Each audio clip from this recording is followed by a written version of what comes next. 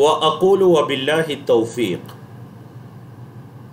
الحمد لله رب العالمين والصلاة والسلام على المبعوث رحمة للعالمين سيدنا محمد وعلى آله وأصحابه أجمعين. وأشهد أن لا إله إلا الله وحده لا شريك له وأشهد أن محمدا عبده ورسوله بعثه بين يدي الساعة بشيرا ونذيرا وداعيا إلى الله بإذنه وسراجا منيرا صلى الله عليه وعلى آله وأصحابه وسلم تسليما كثيرا. أما بعد، رب اشرح لي صدري ويسر لي أمري واحلل عقدة من لساني يفقه قولي. اللهم انفعنا بما علمتنا وعلمنا ما ينفعنا وزدنا علما. اللہ رب العزت کی توفیق سے ہم نے حج و عمرہ تربیتی ورکشاپ کے پہلے دن میں 9 موضوعات کو مکمل کیا تھا. ہم نے پہلے سیشن میں جن موضوعات پر بحث کی تھی ان کے بارے میں الحمدللہ ہم نے بیان کیا تھا. ان میں عمرہ اور حج کی تعریف تھی، حج کے وجوب کی شروط کیا ہیں، حج اور عمرے کی فضیلت کیا ہے، حج کی مشروعیت میں حکمتیں کیا ہیں. حج اور سفر حج سے پہلے یہ جان لیجئے عمرے کے ارکان، واجبات اور سنن کون کون سی ہیں، حج کے ارکان، واجبات اور سنن کون کون سی ہیں، حج کی اقسام. حج کی جو 3 اقسام ہم نے پڑھی تھیں، حج تمتع، حج قران اور حج افراد. اور اسی طرح ہم نے یہ پڑھا تھا کہ جب معتمر یا حاجی میقات پر پہنچیں گے تو احرام پہننے سے پہلے وہ کون کون سے اعمال کرنے ان کے لیے مستحب ہیں اور کن کن غلطیوں سے وہ اپنے آپ کو بچائیں گے. تو الحمدللہ ہم نے یہ 9 موضوعات کو بیان کیا تھا. آج کے دوسرے دن کے جو موضوعات ہوں گے انشاءاللہ ان میں احرام میں ممنوع امور کون سے ہیں، کون سے کام ہیں جن کا کرنا احرام میں منع ہے، تلبیہ اس کا وقت کب سے لے کر کب تک کرنا ہے اور الفاظ کیا ہیں، طواف، سعی، حلق یا تقصیر. عمرہ مکمل ہو جائے گا. پھر اس کے بعد ذی الحجہ کی 8 تاریخ کو جب حج کے اعمال کی ابتدا ہوگی تو حاجی مینا میں چلے جائیں گے تو اس دن کے بارے میں 8 ذی الحجہ کا دن بتایا جائے گا. پھر اس کے بعد 9 ذی الحجہ کو یوم عرفہ کا دن بتایا جائے گا. پھر 9 اور 10 کی درمیانی رات جو لیلۃ مزدلفہ ہے اس کے بارے میں بتایا جائے گا.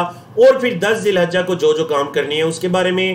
پھر 11، 12، 13 کی راتوں میں جو راتیں مینا میں گزارنی ہے، دن کو کنکریاں مارنی ہیں اس کے بارے میں. اور ہمارا آخری موضوع ہوگا طواف وداع، الوداعی طواف کے بارے میں. جی تو شروع کرتے ہیں ہمارا 10واں موضوع ہمارے اس کورس کا، احرام میں ممنوع امور. احرام میں کون کون سے کام کرنا منع ہے. یاد رکھیے جب حاجی نے احرام کی چادریں پہن لیں، کل بھی بتایا گیا تھا کہ صرف چادریں پہن لینے سے اس پر یہ چیزیں ممنوع نہیں ہوں گی.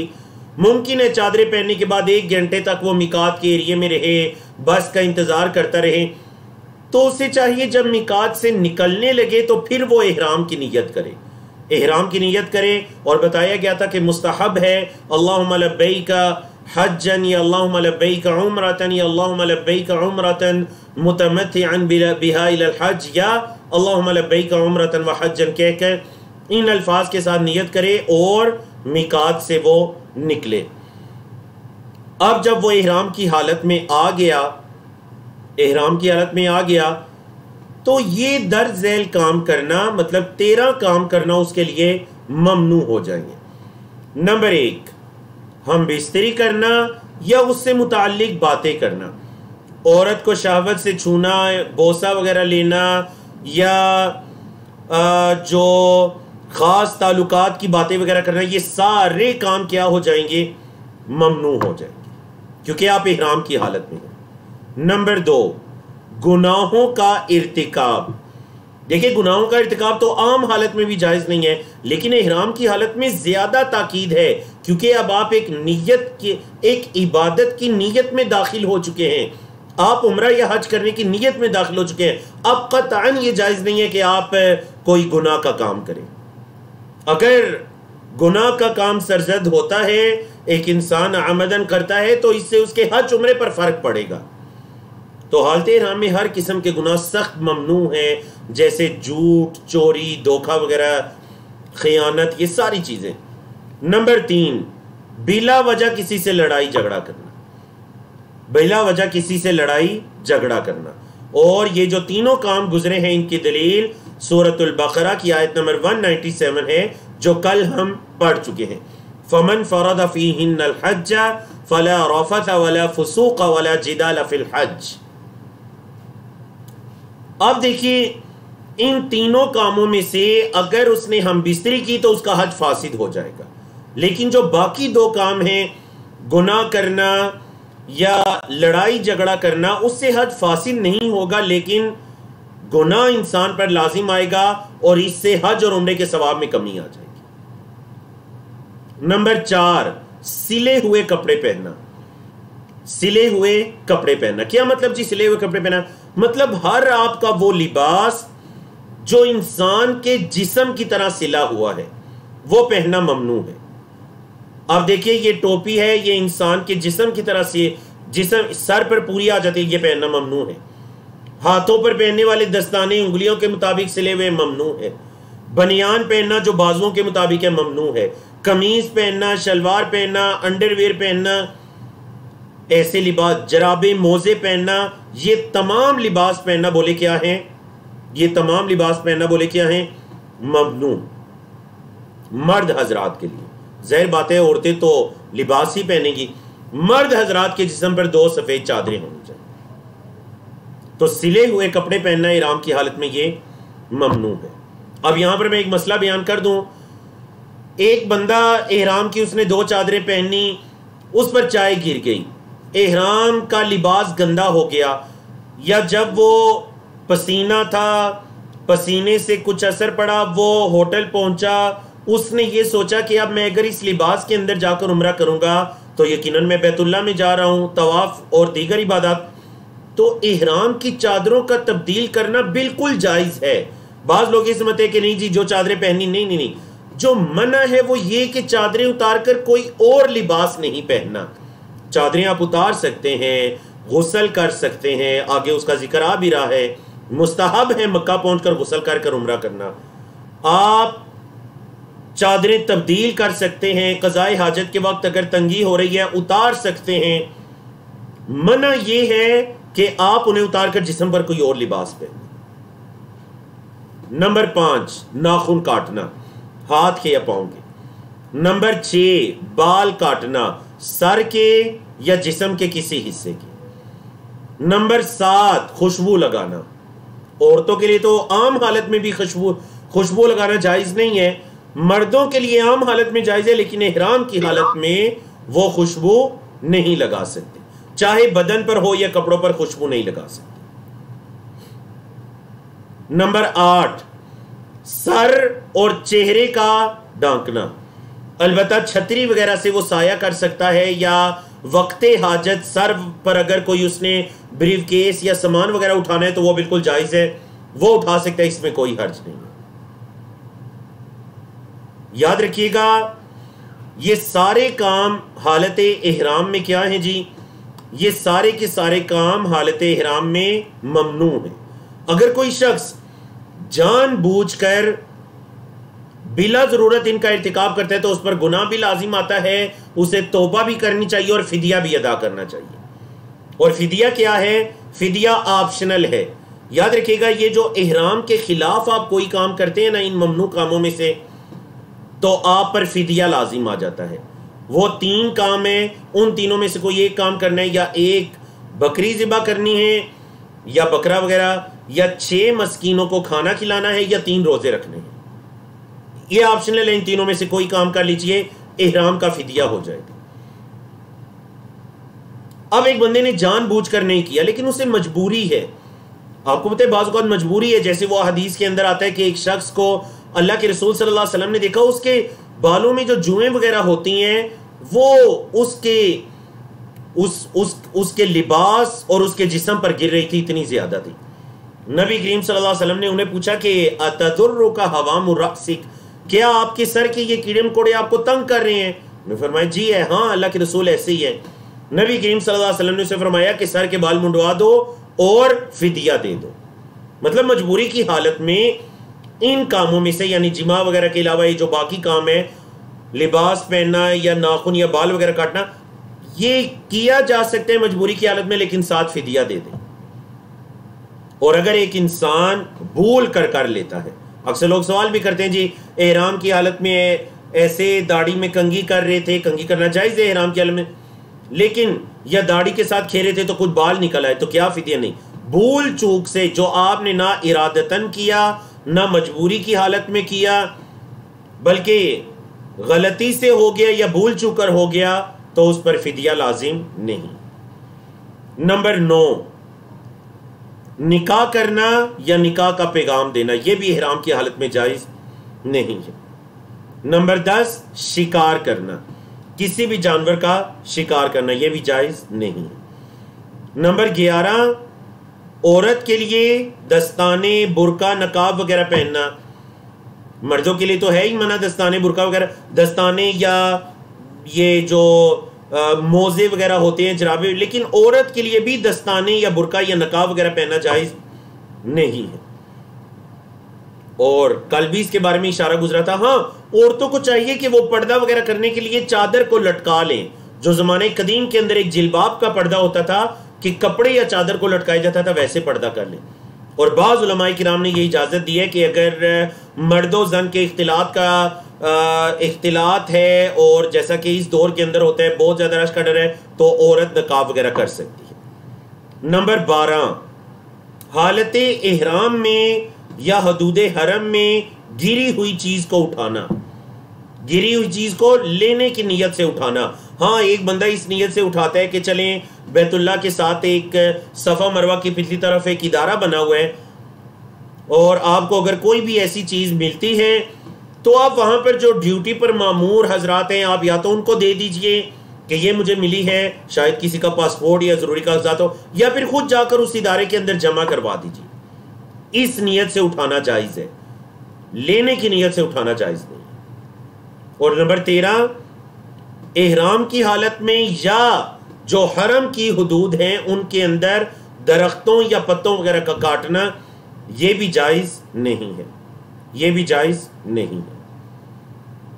چلیے جی، الحمدللہ یہ وہ 13 کام ہیں. ہمارے کورس کا موضوع نمبر 10 تھا کہ جس کے اندر یہ بتائے گا کہ احرام کی حالت میں آپ نے کون کون سے کام نہیں کرنے. بڑا خوبصورت موضوع، اور وہ ہے تلبیہ. اب دیکھیے، حجاج کرام میقات سے احرام باندھ کر چل پڑے بیت اللہ کی طرف. اب مستحب عمل یہ ہے کہ وہ اپنی آوازوں کو تلبیہ کے ساتھ بلند کریں گے. مرد حضرات اونچی آواز میں تلبیہ کہیں گے، جبکہ عورتیں اتنی آواز میں تلبیہ کہیں گی کہ بس ان تک آواز رہے. یعنی اتنی آواز میں عورتوں نے تلبیہ کہنے کہ انہیں اپنی آواز آ رہی ہے. اللہ کے رسول صلی اللہ علیہ وسلم سے پوچھا گیا، ای الحج افضل، اے اللہ کے رسول سب سے افضل حج کون سا ہے؟ آپ صلی اللہ علیہ وسلم نے فرمایا، العج والثج. العج کہتے ہیں جس میں اونچی آواز سے تلبیہ کہا جائے، اور الثج کہتے ہیں جس میں جانوروں کا خون بہایا جائے، قربانی وغیرہ کی جائے. جس میں جانوروں کا خون بہایا جائے، قربانی وغیرہ کی جائے. تو فرمایا سب سے افضل حج کیا ہے؟ العج والثج. اور اللہ کے رسول صلی اللہ علیہ وسلم نے فرمایا، بڑی خوبصورت حدیث، جاءنی جبریل، میرے پاس جبریل امین آئے، فقال، انہوں نے کہا، لی میرے لیے، یا محمد، اے محمد صلی اللہ علیہ وسلم، مر اصحابہ کا، اپنے ساتھیوں کو حکم دیجئے، کیا؟ ان یرفعوا اصواتهم بالتلبیہ، کہ وہ اپنی آوازوں کو تلبیہ کے ساتھ بلند کریں. صحابہ کرام کو حکم دیجئے کہ اپنی آوازوں کو بلند کریں تلبیہ کے ساتھ. اللہ اکبر. کون آئے؟ جبریل امین آئے. آ کر انہوں نے نبی کریم صلی اللہ علیہ وسلم کو بتلایا. یہ تلبیہ کی فضیلت ہے. یا فضیلت کے اندر 2 احادیث ہم نے آپ کے سامنے ذکر کی. تلبیہ کا وقت، عمرہ کرنے والا جو ہے معتمر، جب وہ میقات سے احرام باندھ کر چلے گا تب سے تلبیہ کہنا شروع کرے گا اونچی آواز سے مرد حضرات، اور ختم کب کرے گا؟ جب اس نے عمرہ شروع کرنا ہے، مطلب وہ مسجد حرام میں داخل ہونے لگا ہے، عمرے کے اعمال شروع کرنے لگا ہے، طواف وغیرہ، تو وہ اس موقع پر تلبیہ کہنا بس کر دے گا۔ آپ دیکھیں گے بعض لوگ طواف کے دوران بھی تلبیہ کہہ رہے ہیں، جی لبیک اللہم لبیک، نہیں، جب آپ نے عمرے کے اعمال شروع کرنے ہیں تو تلبیہ کہنا بس کر دینا ہے۔ دوسری مرتبہ جب حاجی جب 8 ذی الحجہ کو احرام باندھ کر مینا میں جائے گا، جس کی تفصیل آگے آ رہی ہے، تو وہ تلبیہ کہنا شروع کرے گا، اور 10 ذی الحجہ کو جو اس نے صرف ایک جمرہ کو 7 کنکریاں مارنی ہیں، اس موقع پر وہ تلبیہ کہنا بس کرے گا۔ سمجھ آ گئی جی؟ معتمر اور حاجی کا یہ تلبیہ کا وقت ہے۔ تلبیہ کے الفاظ کہاں کیا ہے؟ چلیے جی ایک مرتبہ آپ سب میرے ساتھ ان الفاظ کو پڑھیں، جہاں کہیں بیٹھے ہیں تلبیہ کے الفاظ کو پڑھیں۔ اللہ اکبر۔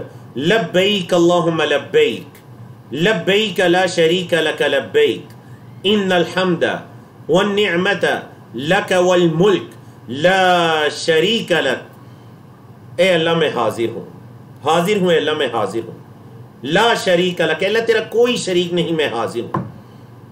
ان الحمد والنعمت لک، اے اللہ تمام تعریفیں تیرے لیے ہیں، اور اے اللہ تمام احسانات نعمتیں تیری ہی طرف سے ہیں، والملک، اور اے اللہ بادشاہت بھی تیرے لیے ہے، لا شریک لک، اللہ تیرا کوئی شریک نہیں ہے۔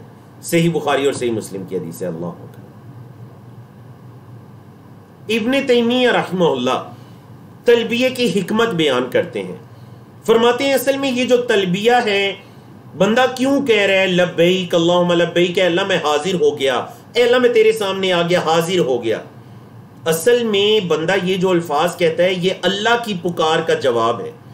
جب اللہ رب العزت نے اپنے نبی خلیل اللہ حضرت ابراہیم علیہ السلام سے یہ فرمایا تھا، وَأَذِّن فِي النَّاسِ بِالْحَجِّ، کل جو ہم نے آیت کریمہ پڑھی، وَأَذِّن فِي النَّاسِ بِالْحَجِّ يَأْتُوكَ رِجَالًا وَعَلَى كُلِّ ضَامِرٍ يَأْتِينَ مِن كُلِّ فَجٍّ عَمِيقٍ۔ اللہ اکبر۔ اے ابراہیم ذرا حج کی پکار کو بلند کیجئے، حج کی پکار کو بلند کیجئے، لوگ آپ کے پاس پیدل بھی چل کر آئیں گے، ہر اونٹنی پر بھی سوار ہو کر آئیں گے، دور دراز رستوں سے ہوتے ہوئے آئیں گے۔ تو امام ابن تیمیہ رحمہ اللہ فرماتے ہیں کہ یہ اصل میں بندہ جو کہتے ہیں نا اللہ میں حاضر ہوں، تو یہ اللہ کی اس پکار کا جواب ہے جو اللہ رب العزت نے حضرت ابراہیم کے ذریعے سے پکارا تھا۔ جبکہ تلبیہ کا معنی کیا ہے کہ اللہ ہم تیری پکار کا جواب دیتے ہیں، تیرے حکم کے سامنے سر تسلیم خم کرتے ہیں، اور اے اللہ حل پر تیرے حکم کی اطاعت کرتے ہیں، اور اے اللہ ہم ہمیشہ ایسا ہی کرتے رہیں گے۔ اللہ اکبر۔ دیکھیں تلبیہ کہتے کہتے عمرہ کرنے والا جب عمرے کے اعمال شروع کرنے لگا، مسجد حرام میں داخل ہونے لگا، تو اس نے تلبیہ کہنا بس کرنا ہے، اور اس نے عمرے کے اعمال کو شروع کرنا ہے۔ تو عمرے کے اعمال کے اندر طواف ہے۔ معتمر یا حاجی جب مکہ پہنچیں گے تو مستحب ہے کہ وہ غسل کر لیں، مطلب ایک غسل تو وہ میقات پر تھا، مکہ پہنچ کر مسجد حرام میں داخلے سے پہلے بھی آپ کو پتہ ہے کہ آپ لوگ سامان وغیرہ رکھنے کے لیے ظاہر بات ہے ہوٹل جاتے ہیں۔ اب ایک بندہ پہلے تو یہ چیز یاد رکھیے کہ ضروری بلکہ اس کا ذکر آگے آ رہا ہے، ضروری تنبیہات کے اندر نہیں، میں یہیں پر بیان کر دیتا ہوں۔ بعض لوگ یہ سمجھتے ہیں کہ جی مکہ پہنچ کر سب سے پہلا کام عمرہ کرنا ہے، آپ آرام نہیں کر سکتے، آپ سو نہیں سکتے، یہ بات درست نہیں ہے۔ آپ اگر میقات سے چلیں، ہوائی سفر ہے، ایئرپورٹ پہ بہت دیر بھی بعض اوقات لگ جاتی ہے، بعض اوقات بسوں کے اندر رش، یا آپ تھک چکے ہیں، تو آپ پہلے آرام کر لیجئے۔ ہاں آرام کے اندر وہی خیال رکھنا ہے کہ جو احرام کی حالت میں ممنوع کام ہے وہ نہیں کرنے، حتیٰ کہ اگر کمبل وغیرہ بستر بھی اپنے اوپر کرنا ہے تو سر وغیرہ نہیں ڈانپنا، باقی جسم کو ڈانپ سکتے ہیں۔ تو ایک انسان اگر یہ کہتا ہے میں کچھ آرام کرنے کے بعد عمرہ کرنا چاہتا ہوں تو کوئی حرج نہیں ہے، آپ آرام کیجئے، آرام کرنے کے بعد بالکل فریش ہو کر آ کر عمرے کی عبادت کیجئے، اس میں کوئی حرج نہیں ہے۔ آپ کھانا کھانا چاہتے ہیں تو ٹھیک ہے، کھانا کھائیے آرام سے، پھر آ کر عمرے کی عبادت کیجئے۔ آپ نہانا چاہتے ہیں تو مستحب عمل ہے کہ مکہ پہنچ کر پہلے کیا کیجئے، پہلے نہا لیجئے، غسل کر لیجئے اور اس کے بعد آ کر عمرہ کیجئے۔ اور اگر غسل نہیں کرنا تو یاد رکھیے گا طواف کے لیے وضو ضروری ہے، طواف کے لیے وضو ضروری ہے۔ اب جب حاجی یا معتمر مسجد حرام کے اندر آ گیا، تلبیہ کہنا اس نے بس کر دیا، تو وہ مسجد میں داخلے کی دعا پڑھے۔ اور یاد رکھیے گا ہم نے اس دعا کو اپنے یوم نبوی کورس میں بھی تفصیل سے بیان کیا تھا، یہ دعا صرف بیت اللہ میں داخلے کی دعا نہیں ہے، ہر مسجد میں داخلے کی دعا ہے۔ اصل میں ہم نے جو بچپن سے دعا یاد کی یا ہمیں مساجد میں لکھی ہوئی دکھائی دیتی ہے وہ ہے اللہم افتح لی ابواب رحمتک، اے اللہ اپنی رحمت کے دروازے کھول دے، اللہم افتح لی ابواب رحمتک۔ لیکن یہ جو پوری دعا ہے تفصیلی وہ دو طرح کی ہے، کیا جی؟ بسم اللہ والسلام علی رسول اللہ اللہم اغفر لی ذنوبی وافتح لی ابواب رحمتک۔ اور دوسری دعا اعوذ باللہ العظیم وبوجہہ الکریم وسلطانہ القدیم من الشیطان الرجیم اللہم افتح لی ابواب رحمتک۔ اللہ اکبر، کتنی خوبصورت دعائیں ہیں۔ کوشش کریں مسجد میں داخلے کی صرف مختصر دعا نہ یاد کر کے رکھیں، اللہم افتح لی ابواب رحمتک، وہ بھی بالکل درست ہے، صحیح حدیث سے ثابت ہے، لیکن اس کے ساتھ یہ اضافہ بھی یاد کیجیے۔ اب مسجد حرام میں انٹر ہوتے ہوئے وہی جس طرح ہم مساجد میں آپ انٹر ہوتے ہیں، پہلے دایاں قدم رکھیں گے اور یہ دعا پڑھیں گے مسجد میں داخل ہونے کی، اور آپ مسجد حرام میں داخل ہوں گے۔ اب آپ نے طواف کا آغاز کہاں سے کرنا ہے؟ حجر اسود سے، حجر اسود سے آپ نے طواف کا آغاز کرنا ہے۔ یہ دیکھیں اس پکچر کے اندر آپ کو یہ والی جو جگہ دکھائی دے رہی ہے یہ ہے حجر اسود۔ پہلے ایک مرتبہ سن لیجئے، یہ والا کونا جہاں سے آپ نے طواف کا آغاز کرنا ہے یہ کونا ہے حجر اسود، یہ ہے مقام ابراہیم، طواف کرنے کے بعد جس کے پیچھے یہاں پر آپ نے 2 رکعات ادا کرنی ہے اگر تو جگہ ہوئی۔ اور یہ جو ایریا دکھائی دے رہا ہے یہ ہے حتیم، طواف کے چکروں کے دوران آپ نے یہاں اندر سے نہیں گزرنا بلکہ اس کے باہر سے آپ نے اپنے چکروں کو پورا کریں۔ اگر اندر سے گزرے تو اس چکر کو شمار نہیں کیا جائے گا کیونکہ یہ بیت اللہ کا حصہ ہے۔ یہ والا جو کونا ہے اس کو کہتے ہیں رکن یمانی، یہ والا کونا رکن یمانی۔ اچھا، جو طواف کے چکروں کے درمیان مستحب دعا ہے آگے چل کر وہ آ رہی ہے، وہ اس کونے سے لے کر یہ حجر اسود والا یہ والا جو کونا ہے صرف اس ایک سائیڈ کی دعا نبی کریم صلی اللہ علیہ وسلم سے ثابت ہے، اور وہ کیا ہے جی؟ وہ ہے ربنا آتنا فی الدنیا حسنۃ وفی الآخرۃ حسنہ وقنا عذاب النار۔ یہ والی جب سائیڈ پر طواف کرنے والا پہنچے گا تو وہ اس دعا کو پڑھے گا۔ باقی طواف کے چکروں کی دعا اللہ کے رسول صلی اللہ علیہ وسلم سے کوئی خاص دعا ثابت نہیں ہے ہر چکر کی۔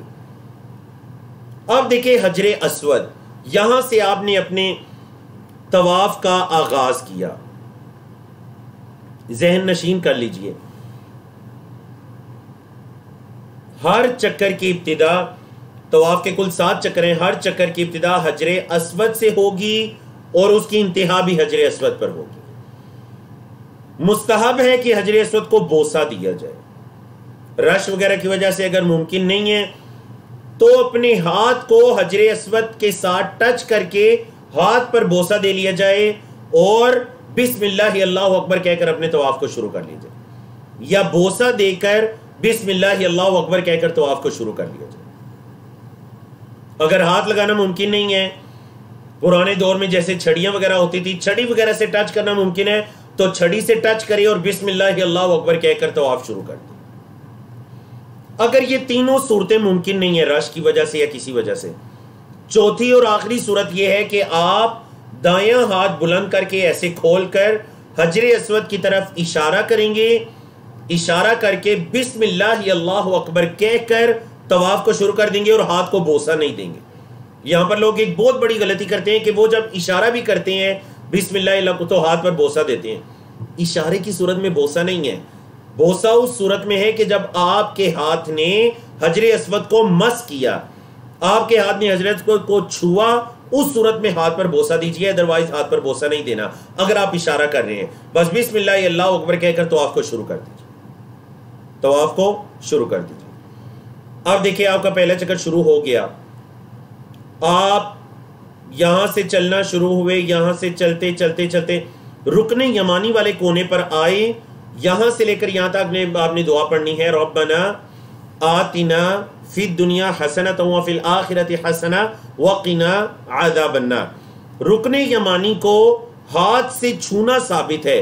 بعض لوگ وہ جو رکن یمانی والا کونا ہے جو آپ کو اوپر تصویر میں دکھائی بھی دے رہا ہے، حجر اسود کے بالکل پہلے والی جو کونا ہے، رکن یمانی اس لیے کہتے ہیں کہ اس کا رخ یمن والی طرف ہے۔ بعض لوگ کیا کرتے ہیں جی اس کو بھی آ کر بوسہ دینا شروع کر دیتے ہیں، حالانکہ اس کو بوسہ نہیں دیا جائے گا، اس کا صرف استلام، اس کو چھونا نبی کریم صلی اللہ علیہ وسلم سے ثابت ہے۔ اچھا جی، یہ تو ہو گئی حج کے چکروں سے متعلق۔ اب پہلے جو 3 چکر ہیں، 7 چکروں میں سے جو پہلے 3 چکر ہیں ان کے اندر پہلے 3 چکروں میں رمل کس کو کہتے ہیں عربی زبان میں؟ رمل کا مطلب ہے ریت مٹی وغیرہ، ایسی چال چلنا جس سے مٹی یا ریت اڑے، اپنے جسم کو ذرا حرکت دے کر۔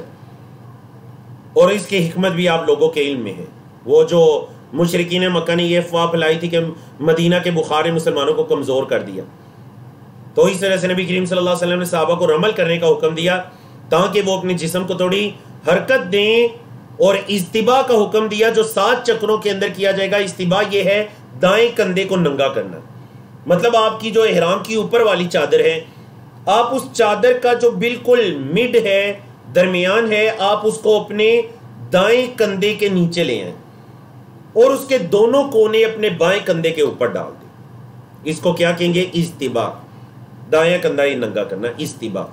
یہ 7 کے 7 چکروں میں کیا جائے گا۔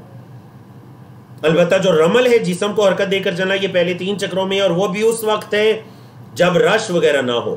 اگر آپ یہ سمجھتے ہیں کہ آپ کی اس طرح حرکت دے کر چلنے سے دوسرے حجاج کرام متاثر ہوں گے تو آپ بالکل نارمل چلیے، آپ رمل نہ کیجیے۔ دوران طواف اگر نماز کا وقت ہو جاتا ہے تو آپ مثلا 2 چکر ہوئے، نماز کا وقت ہو گیا، وہیں پر صفیں بننا شروع ہو جاتی ہیں، وہیں پر کسی صف میں بیٹھ جائیے، ریسٹ کیجئے، آرام کیجئے اور نماز پڑھیے، اور نماز پڑھنے کے بعد پھر وہیں سے اپنے چکروں کو شروع کر دیجئے، مطلب دوبارہ سے نہیں۔ بعض لوگ یہ سمجھتے ہیں کہ کچھ کھا پی لیا یا نماز کا وقت ہو گیا تو پھر آپ دوبارہ ایک سے شروع کریں گے، تو نہیں، ایسی بات نہیں۔ 3 چکر ہوئے، نماز کا وقت ہو گیا، 3.5 چکر ہوئے، نماز کا وقت ہو گیا، تو پھر وہیں سے شروع کرنا ہے، نماز کے بعد وہیں سے شروع کر دیجئے۔ پیاس لگی ہے، پانی پیجئے، کچھ کھائیے، وہیں سے شروع کر دیجئے۔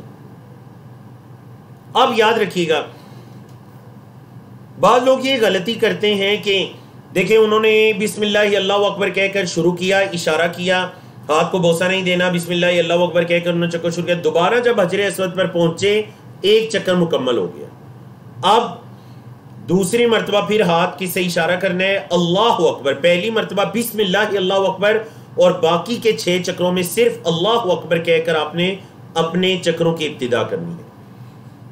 اللہ اکبر کہہ کر آپ نے دوسرا چکر شروع کیا، دوبارہ جب وہاں پر پہنچے تو 3 ہو گئے، اللہ اکبر، تیسرا، چوتھا، 5واں، چھٹا، 7واں، 7 کے 7 چکروں میں جب رکن یمانی اور حجر اسود والی سائڈ پر آئیں گے تو ربنا آتنا فی الدنیا حسنۃ وفی الآخرۃ حسنۃ وقنا عذاب النار، اس دعا کو پڑھنا ہے۔ اب جب 7ویں چکر کے شروع میں آپ نے اللہ اکبر کہا اور وہاں پر واپس پہنچے تو یاد رکھیے گا کہ آپ نے وہاں پر پہنچ کر اللہ اکبر نہیں کہنا۔ بعض لوگ یہ غلطی کرتے ہیں کہ وہاں پر پہنچ کر دوبارہ وہ اشارہ کر کر کہتے ہیں جی اللہ اکبر، تو غلطی کیا ہو گئی؟ غلطی یہ ہو گئی کہ طواف کے چکر تو 7 تھے، ہر چکر کی ابتدا میں تکبیر تھی، آپ کی تکبیرات 8 ہو گئیں، حالانکہ طواف کے چکر تو 7 ہیں، سمجھ آئی؟ جہاں پر طواف مکمل کرنے 7واں چکر جب مکمل ہونا ہے تو تکبیر وغیرہ نہیں کہنی، نہ حجر اسود کو بوسہ دینے، نہ اس کو ہاتھ لگانے، نہ اس کو اشارہ کرنا ہے۔ کیوں؟ کیونکہ آپ کے 7 چکر پورے ہو چکے ہیں، اور تکبیر ہر چکر کی ابتدا میں ہے، انتہا میں نہیں ہے۔ سمجھا کہ نہ آپ کو؟ بعض آپ کو چھوٹی چھوٹی کتابیں دکھائی دیں گی، اور اکثر اردو کی کتابیں ہوتی ہیں ہمارے برے صغیر پاکوئین کے حاجی ہیں، جن کے اندر یہ لکھا ہوتا ہے پہلے چکر کی دعا، دوسرے چکر کی دعا تھی۔ نبی کریم صلی اللہ علیہ وسلم سے بالکل بھی چکروں کی ایسی دعائیں ثابت نہیں۔ یہ بعض علماء نے اپنی طرف سے کچھ ایسی دعائیں لکھ دیں تاکہ حاجی اپنے وقت کو دعا کے اندر گزارے۔ تو حاجیوں کو چاہیے یا عمرہ کرنے والے کو چاہیے کہ وہ خود سے اپنے اوقات کو دعا کے اندر گزارے۔ مثلا پہلے چکر کو توحید کا کوئی ذکر پڑھیں، لا الہ الا اللہ وحدہ لا شریک لہ، دوسرے میں نبی کریم صلی اللہ علیہ وسلم پر درود شریف، تیسرے میں والدین کے لیے دعائیں، اپنے اساتذہ کے لیے دعائیں، امت مسلمہ باقی مسلمانوں کے لیے دعائیں، بیماروں کے لیے دعائیں، جن جن لوگوں نے آپ سے دعائیں کا کہا۔ آپ حج پہ جا رہے ہیں، عمرے پہ جا رہے ہیں، ہر بندہ یہ کہتا ہے ہمیں اپنی دعاؤں میں یاد رکھنا۔ آپ کہتے ہیں جی میں آپ کے لیے ضرور دعا کروں گا۔ یاد رکھیے آپ نے جب یہ کہہ دیں میں دعا کروں گا تو آپ پر یہ لازم ہے کہ آپ اسے اپنی دعاؤں میں یاد رکھیے۔ آپ کے یہ جو 30-40 دن ہیں یہ بڑے قیمتی دن ہیں۔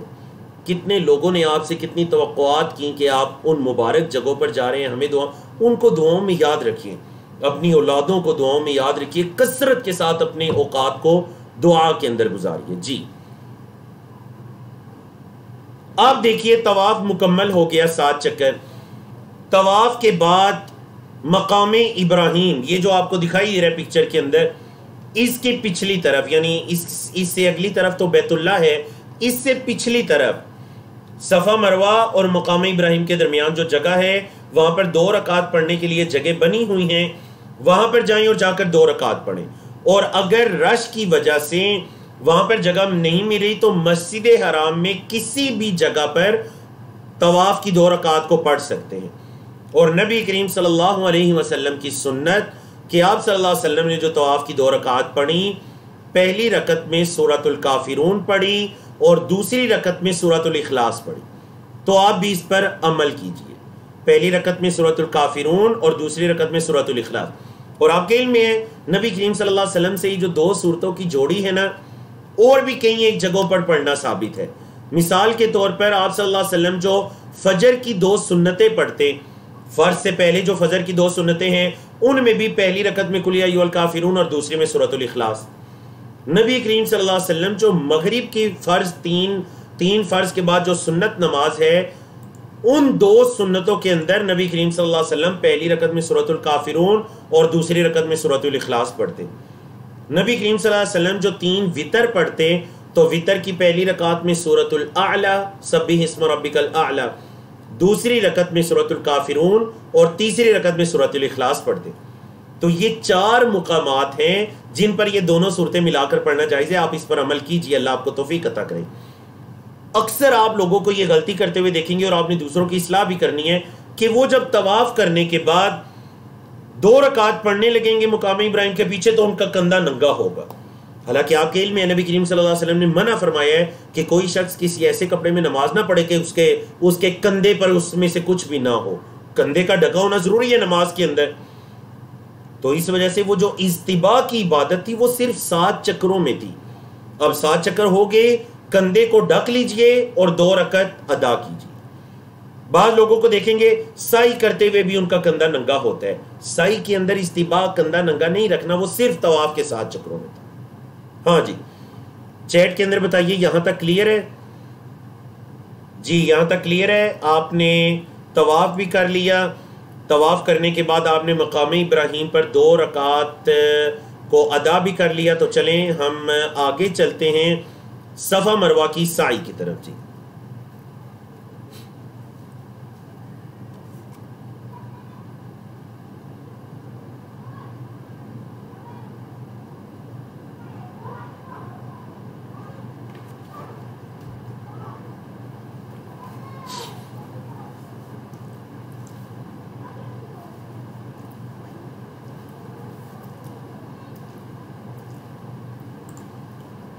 جی بارک اللہ فیکم۔ دیکھیں طواف آپ نے کر لیا، 2 رکعت پڑھ لیں، تو وہاں پر ماشاءاللہ ہمارے لیے بڑی خوشی کی بات کہ 3 زبانوں کے اندر لکھا ہوا دکھائی دے گا، عربی میں، انگلش میں اور اردو میں، صفا مروہ کی سعی کی طرف۔ تو آپ وہ جس طرف تیر دکھائی دے رہا ہے صفا مروہ کی سعی، اس راستے پر چلے جائیں، اس راستے پر چلے جائیں۔ مطلب جہاں پر مقام ابراہیم کے پچھلی طرف سے ہی راستہ جا رہا ہے۔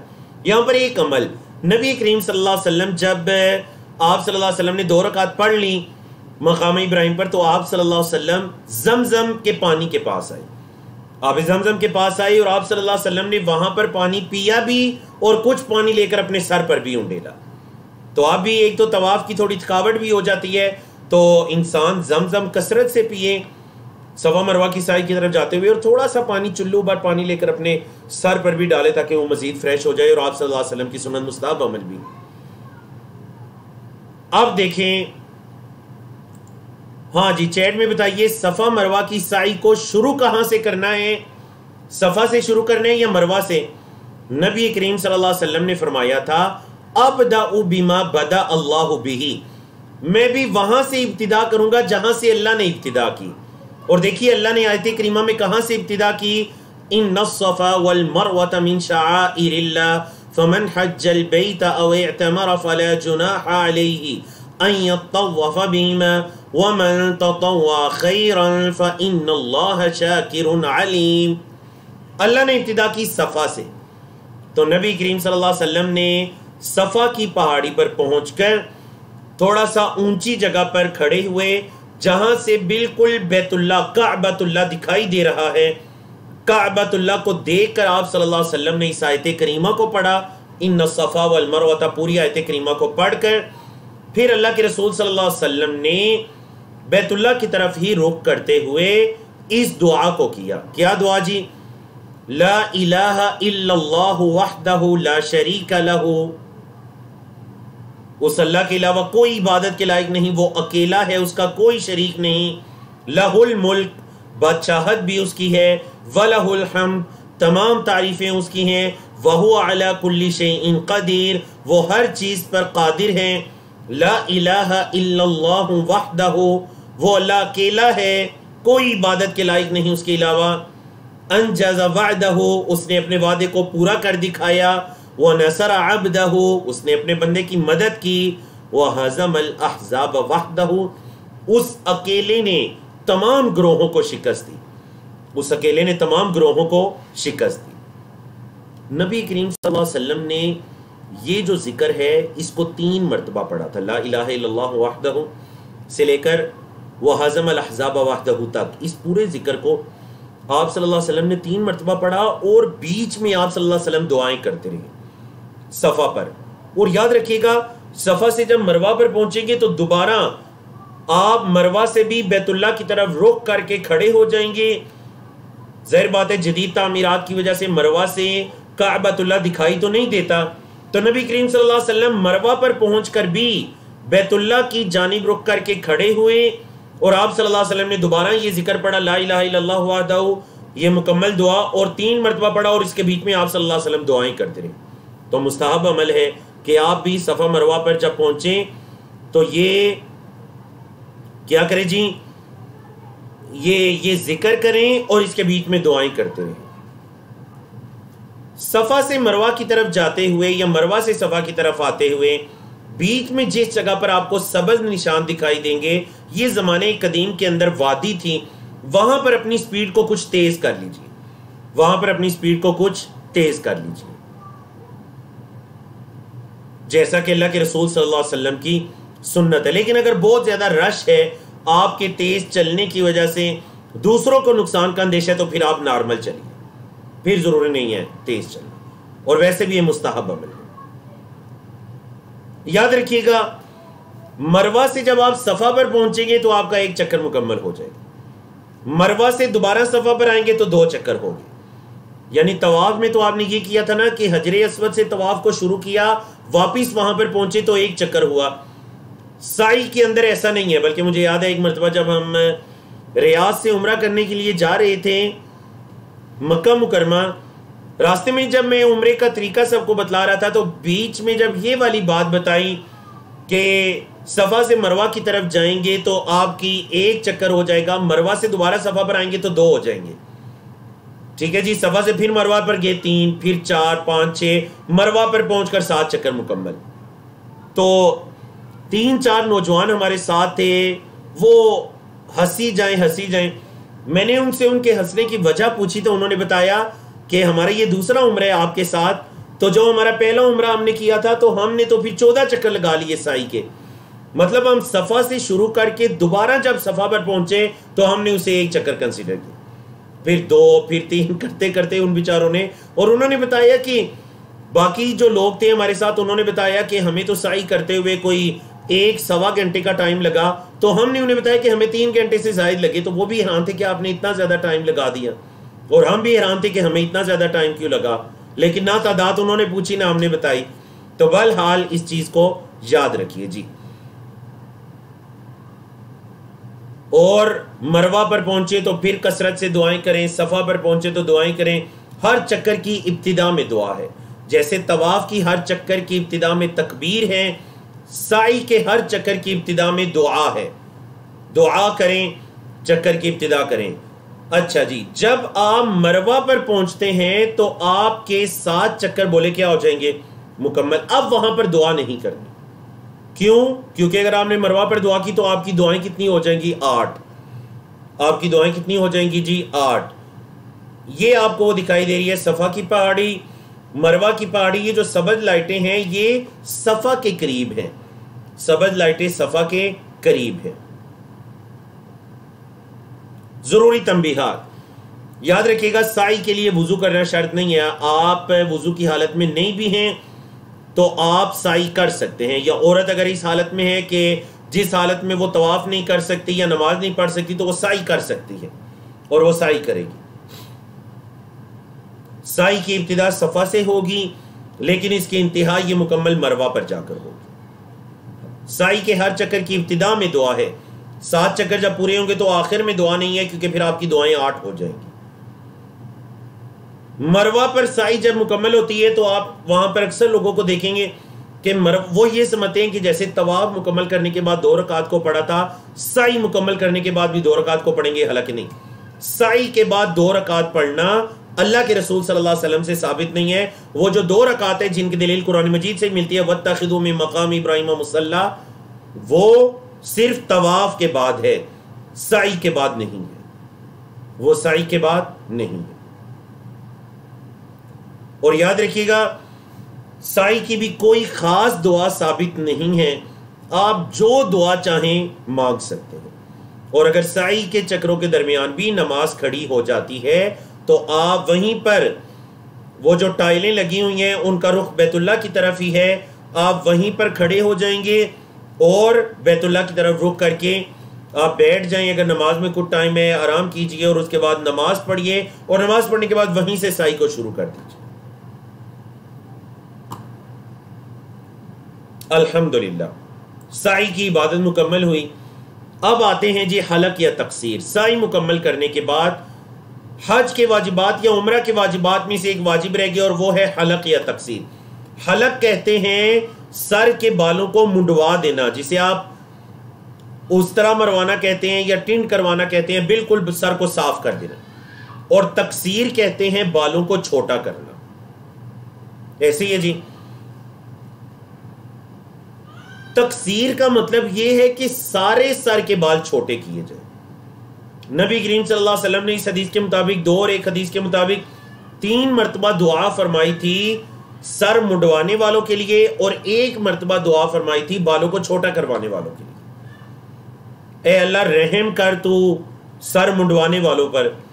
صحابہ نے پوچھا اللہ کے رسول کم کروانے والے، فرمایا منڈوانے والے پر اللہ تو رحم کر۔ صحابہ نے پوچھا اللہ کے رسول کم کروانے والے، تو اس حدیث کے مطابق دوسری اور بعض حدیث کے مطابق تیسری مرتبہ نبی کریم صلی اللہ علیہ وسلم نے فرمایا ہاں اللہ تو بالوں کو کم کروانے والوں پر بھی رحم کر۔ عورت کیا کرے گی جی؟ عورت سر کے بالوں کے آخر سے، بالکل آخر سے 1 انگلی کے سرے جتنا، یہ اگر آپ کی انگلی کے اگر 3 حصے ہیں تو جو 1/3 بنتا ہے 1 پورا جسے آپ کہتے ہیں، اتنے بال عورت اپنی، اگر چٹیا ہے اس کے سر کی 1 تو چٹیا کے بالکل آخر سے، اور ورنہ سارے بالوں کو پکڑ کر بالکل اس کے آخر سے اتنے بال عورت کاٹ لے گی۔ اب یاد رکھیے گا حلق یا تقصیر کے بعد معتمر کا عمرہ کیا ہو جائے گا؟ مکمل ہو جائے گا، وہ اپنے احرام سے حلال ہو جائے گا۔ بعض لوگ یہ سمجھتے ہیں کہ جی اس کے بعد لازمی طور پر جب غسل کرے گا تو تبھی وہ حلال ہوگا تو نہیں. جب آپ نے سر کے بال منڈوا لیے یا ان کو چھوٹا کروا لیا تو اس کا مطلب یہ ہے کہ آپ اپنے احرام کی حالت سے نکل آئے. آپ اپنے احرام کی حالت سے نکل آئے اگر آپ حج تمتع کر رہے ہیں یا آپ عمرہ کر رہے ہیں. اب یہاں پر ایک بہت بڑی قابل اصلاح چیز ہے. آپ نے دیکھا ہوگا جو لوگ حج عمرہ کرنا جاتے ہیں وہ کیا کرتے ہیں کہ وہیں پر مروہ پر ہی کھڑے ہو کر ان کے ہاتھ میں کینچی ہوتی ہے. اکثر ہمارے برے صغیر پاک و ہند کے یمن یا سوڈان وغیرہ کے لوگ آپ کو اس طرح کرتے دکھائی دیں گے. کینچی کے ساتھ بالوں پر چند ٹک لگا دیتے ہیں. یہ بالوں پر بعض جگہ پر ٹک لگا دیے اور یہ سمجھا کہ تقصیر ہو جائے گی. یاد رکھیے گا یہ تقصیر نہیں ہے. بولیے یہ تقصیر نہیں ہے. تقصیر یہ ہے کہ پورے سر کے بالوں کو کم کیا جائے. بعض جگہ پر ٹک لگا دینے سے بالوں کو چھوٹا کر دینے سے یہ تقصیر نہیں ہے. چلیے جی الحمدللہ رب العالمین کہ ہم نے عمرے کے طریقے کو مکمل پڑھا. عمرے کے جتنے بھی اعمال تھے الحمدللہ ہم نے ان کو مکمل پڑھا. اب دیکھیے عمرہ کرنے والا یہاں پر پہنچ کر اس کا عمرہ مکمل ہو جاتا ہے جب وہ سر کے بالوں کو منڈوا دے یا چھوٹا کروا لے. تو اب حج تمتع کرنے والا نے عمرہ کر لیا الحمدللہ اس کی پہلی عبادت مکمل ہو گئی. اب وہ حلال ہو جائے گا. جتنے کام اس پر ممنوع ہوئے تھے ہم بستری سے لے کر نکاح کرنے یا پیغام بیچنے سے لے کر شکار کرنا اور یہ سارے کام اس کے لیے کیا ہو جائیں گے اس کی اجازت سوائے گناہوں کے. ظاہر بات ہے گناہ یا فسق و فجور یا لڑائی جھگڑا وہ احرام کی حالت میں ہو یا نہ ہو وہ جائز نہیں ہے. تو یہ سارے کام اس کے لیے کیا ہو جائیں گے جائز ہو جائیں گے. جبکہ حج تمتع کرنے والے نے عمرہ کر لیا اب وہ احرام کو کھول دے عام حالت میں آ جائے. قارین اور مفرد عمرہ یا طواف قدوم کرنے کے بعد اپنے احرام پر ہی باقی رہیں گے. 8 ذی الحجہ تک اپنے احرام پر باقی رہیں گے. یاد ہوگا میں نے کل بھی بتایا تھا کہ اسی وجہ سے ہمارے برے صغیر پاک و ہند کے اکثر حاجی 98% حاجی حج تمتع ہی کرتے ہیں. کیوں؟ کیونکہ اس میں پہلے آپ عمرہ کرنے کے بعد احرام کو کھول دیتے ہیں بالکل نارمل ریلیکس ہو جائے عام لباس پہن لیں احرام کی حالت میں نکل آئیں. ابھی 8 ذی الحجہ کے اندر 20 دن باقی ہیں 25 دن باقی ہیں 10 دن باقی ہیں. مکہ کے اندر رہیے نمازیں حرم کے اندر جا کر ادا کیجیے. خاص اہتمام کیجیے. بڑے قیمتی دن ہیں بڑے قیمتی نمازیں ہیں. آپ کی ایک نماز بیت اللہ کے اندر 1,00,000 نمازوں کے برابر ہے. بیت اللہ کے اندر مسجد حرام کے اندر ایک نماز 1,00,000 نمازوں کے برابر ہے. ان نمازوں کو ضائع نہ جانے دیجیے. بعض لوگ یہ کہتے ہیں جی آج ہم فلاں جگہ کی زیارت کے لیے جائیں گے آج ہم جو فلاں ہسٹوریکل پلیس ہے اس کے لیے جائیں گے فلاں جگہ جائیں گے اور ان کی نمازیں بیت اللہ میں ضائع ہوتی جاتی ہیں. اللہ اکبر. اگر جانا بھی چاہتے ہیں کوئی حرج نہیں ہے. ایک تو یہ ہے کہ مکہ کے اندر جو باقی جگہ ہیں مثلا غار ہیرا ہے غار سور ہے یا دیگر قدیمی مساجد وغیرہ پہلی بات تو یہ ہے کہ ثواب کی نیت سے نہ جائیں کہ غار ہیرا اس لیے جا رہا ہوں کہ مجھے ثواب ملے گا. نہیں. اللہ کے رسول صلی اللہ علیہ وسلم جب بھی مدینہ منورہ جانے کے بعد مکہ میں واپس آئے تو اللہ کے رسول صلی اللہ علیہ وسلم نے کبھی غار ہیرا یا غار سور وغیرہ کی زیارت نہیں کی. تو کوئی ثواب سنت یا مستحب عمل نہیں ہے. ہاں اگر آپ ویسے اپنے نالج کے لیے جانا چاہتے ہیں تو جائیے کوشش کیجیے اس وقت میں جائیے جب آپ کی نمازیں نہ ضائع ہوں مثلا صبح 8 9 10 بجے کے ٹائم میں اور نماز سے پہلے پہلے واپس آ جائیں. اب دیکھیں حاجی نے جو کام کرنے ہیں وہ 6 کام اس کے ذمے ہیں. حاجی کے ذمے کتنے کام ہیں 6 کام. پہلے میرے ساتھ انگلیوں پر ان کو شمار کیجیے. 8 ذی الحجہ کو وہ مینا میں چلا جائے گا 9 ذی الحجہ کو وہ عرفہ میں چلا جائے گا 9 اور 10 کی درمیانی رات کو مزدلفہ میں گزارے گا 10 ذی الحجہ کو وہ مینا میں واپس آئے گا 4 کام کرے گا اور مکہ مکرمہ میں آ کر ان 4 کام میں سے ایک طواف زیارہ یا طواف افادہ کرے گا. اور 5واں کام یہ ہے کہ 10 11 12 یا 11 12 13 یا 11 12 کی 2 راتیں وہ مینا میں گزارے گا. اور آخری کام ہے طواف وداع اور اس کا حج کیا ہو جائے گا مکمل ہو جائے گا. تو آپ ذرا ان حج کے اعمال کو ایک مرتبہ سے دہرا لیجئے.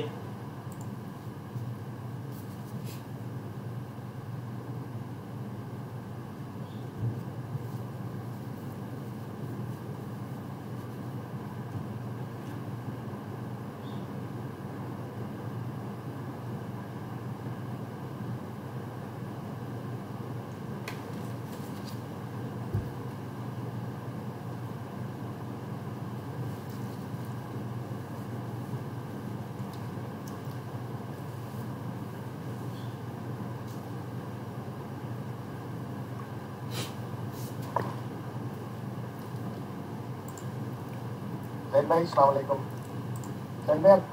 لائیو ہے؟ جی جی جی، بارک اللہ فیکم، بالکل میں آپ کے ساتھ، اور انشاءاللہ اگلی بریک کے اندر جو پانی کی میں بریک لوں گا تو اس میں ہم اٹینڈنس شیئر کر دیں گے انشاءاللہ۔ جی تو دیکھیں ہم نے جو 6 کام کرے ہیں، مثلا اب حاجی نے باقی دن عمرہ کرنے کے بعد وہ حلال ہو گیا، باقی دن اس نے مکہ مکرمہ کے اندر گزارنے ہیں اور اپنے ٹائم کو زیادہ سے زیادہ مفید بنانے کی کوشش کرے گا، یہاں تک کہ 8 ذی الحجہ کا دن آ جائے گا۔ 8 ذی الحجہ کا دن مستحب ہے، رکن یا واجب نہیں ہے، مستحب ہے، سنت ہے کہ اپنی رہائش سے، کل بھی لوگ سوال کر رہے تھے جی حج کا پھر احرام کہاں سے باندھنا ہے، تو کسی مسجد عائشہ وغیرہ یا میقات وغیرہ پر نہیں جانا، حج کا احرام اپنی رہائش سے باندھنا ہے، اپنی رہائش سے حج کا احرام باندھنا ہے۔ حاجی حج کا احرام اپنی رہائش سے باندھ کر اللہم لبیک حجن کہہ کر مینا کی طرف چلے جائیں، مینا کی طرف چلے جائیں گے، اور مفرد اور قارن بھی، یعنی حج تمتع کرنے والا بھی، حج افراد یا قران کرنے والا بھی، یہ تینوں قسم کے جو حاجی ہیں یہ پہنچ جائیں گے مینا میں۔ اب آگے جتنے بھی کام بتائے جائیں گے نا، عرفہ، مزدلفہ، راتب وغیرہ، ان سارے کاموں کے اندر یہ تمام حاجی شریک ہوں گے، یہاں تک کہ آخر پر چل کر سعی وغیرہ کے ذکر میں پھر تھوڑا سا فرق آئے گا۔ 8 ذی الحجہ کو حجاج کرام مینا میں پہنچ کر وہاں پر 8 ذی الحجہ میں جو 4 نمازیں ہیں، 8 ذی الحجہ کی 4 نمازیں، ظہر، عصر، مغرب، عشاء، ان 4 نمازوں کو اپنے اپنے وقت پر قصر کر کے ادا کریں گے۔ مثلا ظہر، عصر اور عشاء کی 2 رکعت اور مغرب کی 3 رکعت۔ کیوں قصر کریں گے؟ بعض ان میں سے مسافر نہیں بھی ہیں۔ اللہ کے رسول صلی اللہ علیہ وسلم جب مینا میں تشریف لائے تو آپ صلی اللہ علیہ وسلم نے نمازوں کو قصر کی، تو علماء اور فقہاء نے کیا کہا کہ یہ اللہ کے رسول صلی اللہ علیہ وسلم کی اقتداء میں ان نمازوں کو قصر کیا جائے گا، ان نمازوں کو قصر کیا جائے گا۔ اور کوشش کیجئے گا کہ اپنے خیموں کے اندر اہل خیر مل کر جماعت کا اہتمام کریں۔ ہم نے اکثر دیکھا عرب ممالک کے اندر مینا کے خیموں میں اللہ رب العزت نے مجھ گناہگار طالب علم کو یہ شرف عطا کیا کہ 3 سالوں تک حاجیوں کی مینا کے اندر، عرفہ، مزدلفہ کے میدانوں میں حاجیوں کی خدمت کرنے کی توفیق عطا کی اللہ نے۔ اور خدمت اس اعتبار سے کہ دینی اعتبار سے وہاں پر جو ایک سعودی گورنمنٹ کی طرف سے، وزارت مذہبی امور کی طرف سے وہاں پر باکسز بنے ہوئے آپ کو دکھائی دیں گے مزدلفہ یا عرفہ اور مینا کے اندر، تو ان باکسز کے اندر ہماری ڈیوٹی ہوتی تھی کہ جن میں بیٹھ کر ہم لوگوں کو ان کے دینی مسائل اردو بول چال والوں کو بتایا کرتے تھے۔ تو ہم نے اکثر لوگوں کو یہ دیکھا، اپنے لوگوں کو، پاک و ہند سے تعلق رکھنے والے، کہ وہ جماعت کا اہتمام نہیں کرتے۔ عرب لوگ خاص کر جماعت کا بڑا اہتمام کرتے ہیں۔ کوشش کیجیے اپنے خیموں کے اندر، پہلی بات ہے مینا میں خیموں کے اندر جگہ جگہ پر جو مصلی مختص ہے، نماز کی جگہ ہے، اور اگر نہیں بھی ہے تو آپ اپنے خیموں کے اندر جو جگہ نماز کی مختص ہے وہاں پر جا کر آپ جماعت کے ساتھ نماز کا اہتمام کیجیے۔ آپ میں سے جو پڑھے لکھے ہیں، قرآن کا علم زیادہ رکھنے والے ہیں، حدیث کو زیادہ جاننے والے ہیں، عمر میں بڑے ہیں، نیکی تقوی والے ہیں، آپ ان کو آگے کیجیے اور جماعت کے ساتھ نماز کا اہتمام کیجیے۔ 8 ذی الحجہ میں ظہر، عصر، مغرب، عشاء کی 4 نمازیں آپ نے مینا میں پڑھی، رات مینا میں گزاری، 8 اور 9 کی درمیانی رات مینا میں گزاری، مستحب عمل ہے۔ صبح کا ٹائم ہوا تو یہ 9 ذی الحجہ کی فجر ہے، 9 ذی الحجہ کی فجر۔ فجر کی نماز بھی آپ مینا میں پڑھیں گے، 2 سنتیں پڑھیں گے، کیونکہ آپ صلی اللہ علیہ وسلم سفر میں بھی یہ سنتیں پڑھا کرتے تھے، یا عشاء کا جو وتر ہے وہ بھی پڑھیں گے آپ صلی اللہ علیہ وسلم۔ سفر میں بھی یہ جو نفل نمازیں ہیں، وتر اور فجر کی 2 سنتیں، ان کا اہتمام کیا کرتے تھے۔ فجر کی نماز مینا میں 9 ذی الحجہ کی صبح، یعنی عرفہ کے دن کی صبح، 9 ذی الحجہ کی صبح فجر کی نماز مینا میں پڑھنے کے بعد آپ کیا کریں گے جی؟ آپ چلے جائیں گے عرفہ کی طرف۔ جدید دور کے اندر بعض اوقات اس طرح ہوتا ہے کہ آپ کے ٹور والے آپ کو یہ کہیں گے کہ نہیں جی ہم تو صبح فجر کے بعد اگر عرفہ میں جائیں گے تو رش کی وجہ سے لیٹ بھی ہو سکتے، تو ہم آپ کو رات کو عرفہ میں لے جائیں گے۔ 2, 3, 1 بجے تو ٹھیک ہے، جائز ہے، بالکل اس میں کوئی حرج نہیں ہے. اور خاص کر جدید دور میں جب لاکھوں کی تعداد میں حاجی ہیں، ضرورت کے ٹائم بالکل رات کو بھی عرفہ میں جانا درست ہے. البتہ سنت یہ ہے کہ آپ فجر کی نماز، ضروری نہیں، سنت یہ ہے کہ آپ فجر کی نماز مینا میں پڑھنے کے بعد آپ وہاں سے کس طرف چلیں؟ اشراق کے بعد آپ وہاں سے عرفہ کی طرف نکلیں، آپ وہاں سے عرفہ کی طرف جائیں. اور یاد رکھیے گا جو 8 ذی الحجہ کا دن ہے، اس دن کو مکمل آرام کیجیے، رات کو بھی آرام، خوب آرام کیجیے. بعض لوگ مینا کے اندر جا کر کوئی اپنے رشتہ داروں کو تلاش کر رہے ہیں، کوئی اپنے گاؤں سے اور اپنے شہر سے آئے ہوئے لوگوں کو تلاش کر رہے ہیں. یہ تلاش، لوگوں سے ملنا ملانا ان 6 دن کے لیے چھوڑ دیجیے. ہم نے دیکھا بعض لوگ جو ایک مرتبہ اپنے ٹور سے، اپنے قافلے سے گم ہو جاتے ہیں، 2-3 دن اپنے قافلے کے ساتھ دوبارہ نہیں مل سکتے. تو کوشش کیجیے ملنا ملانا نہیں، اپنے اوقات کی حفاظت کیجیے. ملنا ملانا انہیں بتائیے کہ 13 ذی الحجہ کے بعد انشاءاللہ مکہ مکرمہ مسجد حرام میں ملاقات ہو جائے گی، فلاں گیٹ کے باہر آپ آ جانا، وہاں پر ملاقات ہو جائے گی. مینا کے اندر کسی کو تلاش کرنا آسان نہیں ہے، کیونکہ مینا میں دنیا کی سب سے بڑی خیمہ بستی ہے جو آپ کو اوپر دکھائی دے رہی ہے. اور یہ بالکل ایسے ہے جیسے ایسے آپ کو وہ ڈبے بنے ہوئے، نقشہ اس کا مینا کا بھی عرفہ کا بھی کسی کو تلاش کرنا آسان نہیں ہے. اللہ اکبر. تو اپنے ٹائم کی حفاظت کریں، کیونکہ اگلا دن عرفہ کا ہے. اس دن کا سال کا سب سے عظیم دن اللہ رب العزت نے اگر آپ کو عرفہ کے میدان میں نصیب کیا ہے تو اس دن کی حفاظت کیجیے. حجاج کرام 9 ذی الحجہ کی صبح فجر کی نماز مینا میں پڑھنے کے بعد طلوع آفتاب تک وہاں رکیں گے، پھر تلبیہ کہتے ہوئے، لبیک اللہم لبیک کہتے ہوئے وہ عرفہ کی طرف جائیں گے. اور آپ کے علم میں نا، حاجی جب اپنی رہائش سے 8 ذی الحجہ کو احرام باندھ کر مینا میں آئے تھے تو انہوں نے تلبیہ کہنا شروع کر دیا تھا. عرفہ میں بھی وہ تلبیہ جاری رکھیں گے. عرفہ کے میدان میں حج کا خطبہ سننے کے بعد ظہر کے وقت میں ظہر اور عصر کی نمازوں کو جمعاً و قصراً ادا کریں. جمعاً مطلب ملا کر، و قصراً اور 2 رکعات کو ادا کریں، جیسا کہ وہاں پر مسجد نمرہ میں جماعت کے ساتھ ہوتے ہیں. پہلے کوشش کیجئے مسجد نمرہ میں پہنچ جائیں. الحمدللہ نہیں پہنچ سکے، اور آپ کہہ لیجئے کہ اکثر اوقات ایسے ہوتا ہے کہ بندہ نہیں پہنچ سکتا، کیونکہ مسجد نمرہ میں محدود نمازیوں کے نماز پڑھنے کی جگہ ہے، اور کل نمازیوں کی تعداد لاکھوں کے اندر ہوتی ہے. سارے مسجد نمرہ نہیں پہنچ سکتے. شاید کہ آپ عرفہ میں پورا دن گزاریں، آپ کو مسجد نمرہ دکھائی بھی نہ دے، تو آپ کا یوم عرفہ کا دن اگر آپ نے خطبہ نہیں بھی سنا تو بالکل درست ہے. بس وہاں پر کوشش کیجئے اپنے خیموں والوں کے ساتھ مل کر، یا قریب اگر کسی خیمے کے اندر اہتمام ہو رہا ہے تو جماعت کے ساتھ ظہر کے وقت میں 2 رکعت ظہر اور 2 رکعت عصر کی نماز کو ادا کیجیے، جیسا کہ اللہ کے رسول صلی اللہ علیہ وسلم اور صحابہ کرام نے کیا تھا. پھر مغرب تک کے وقت کو دعا اور مناجات میں گزاریں، دعا اور مناجات میں گزاریں.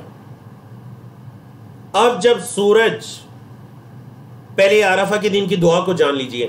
نبی کریم صلی اللہ علیہ وسلم نے فرمایا عرفہ کے دن کی سب سے بہترین دعا جو میں نے اور باقی تمام انبیاء رسول نے مانگی، وہ کیا دعا ہے جی؟ لا الہ الا اللہ وحدہ لا شریک لہ لہ الملک ولہ الحمد وہو علی کل شیء قدیر. آپ کو پتہ ہے کہ یہ دعا اتنی عظیم دعا کیوں ہے؟ کیونکہ اس دعا کے اندر آپ 6 مرتبہ اللہ کی توحید کا اقرار کرتے ہیں. کتنی مرتبہ؟ 6 مرتبہ. یہ اس وجہ سے اتنی عظیم دعا ہے. فرمایا سب سے عظیم دعا جو میں نے اور پہلے انبیاء رسول نے مانگی وہ یہ دعا ہے، دعا یوم عرفہ. 6 مرتبہ اس دعا میں توحید ہے. دیکھیے کیسے.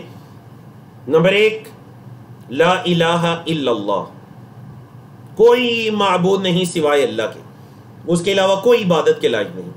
نمبر 2، وحدہ، وہ اکیلا ہے، وحدہ وہ اکیلا ہے. نمبر 3، لا شریک لہ، کوئی اس کا شریک نہیں. نمبر 4، لہ الملک، بادشاہت بھی اس کی، یہ بھی اللہ کی توحید ہے. نمبر 5، وَلَهُ الْحَمْدُ، تمام تعریفیں بھی اس کی ہیں. نمبر 6، وَهُوَ عَلَى كُلِّ شَيْءٍ قَدِيرٌ. 6 مرتبہ آپ نے اللہ رب العزت کی توحید کا اقرار کیا اس دعا کے اندر. اللہ اکبر، کس قدر عظیم دعا ہے. عرفہ کے دن کو ضائع نہ کیجیے.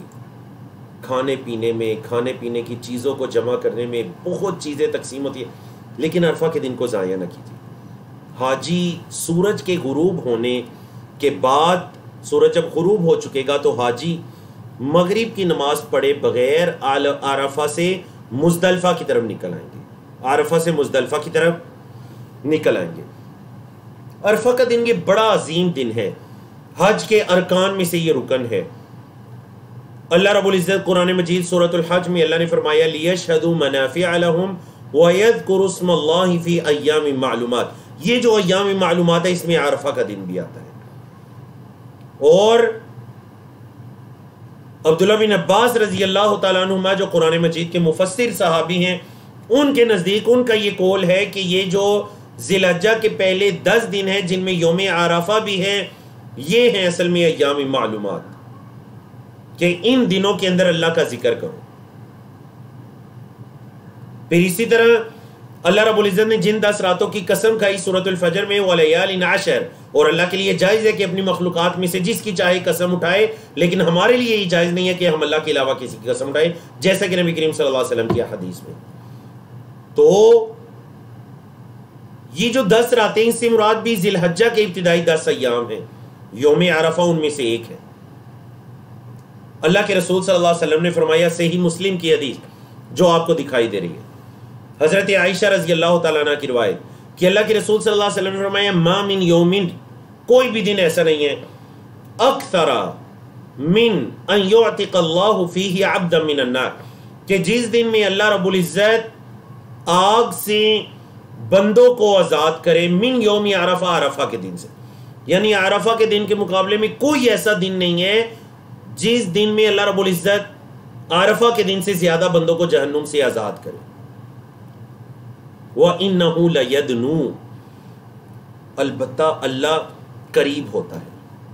ثُمَّ يُبَاهِي بِهِمُ الْمَلَائِكَةُ، پھر اللہ رب العزت کیا کرتا ہے جی؟ اللہ رب العزت قریب ہوتا ہے اور فرشتوں کے سامنے ان لوگوں پر اللہ فخر کرتا ہے.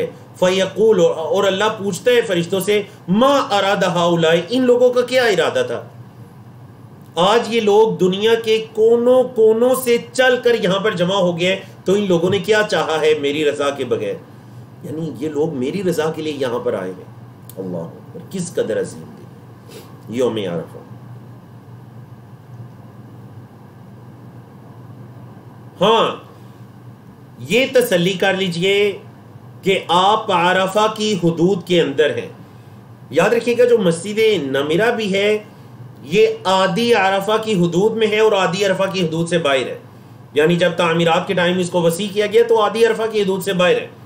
ٹھیک ہے، اگر کسی کو عرفہ کی حدود سے باہر حج کا خطبہ سننے کی جگہ ملی، نمازیں ادا کرنے کی جگہ ملی، تو ٹھیک ہے، وہ نمازیں ادا کرے اور اس کے بعد مسجد کے اس حصے میں آ جائے جو عرفہ کی حدود کے اندر ہے، اور وہاں پر تختیاں لگی ہوئی ہیں مسجد کے اندر، لائٹیں وغیرہ بھی لگی ہوئی ہیں، یا پھر کم از کم مسجد سے نکل کر عرفہ کی حدود کے اندر آئے. بعض حاجی بہت بڑی غلطی کرتے ہیں کہ پورا دن وہ عرفہ کی حدود سے باہر گزار دیتے ہیں. یاد رکھے گا اگر کسی نے عرفہ کی حدود سے باہر دن گزار دیا تو اس کا حج درست نہیں ہوگا. اس دن کو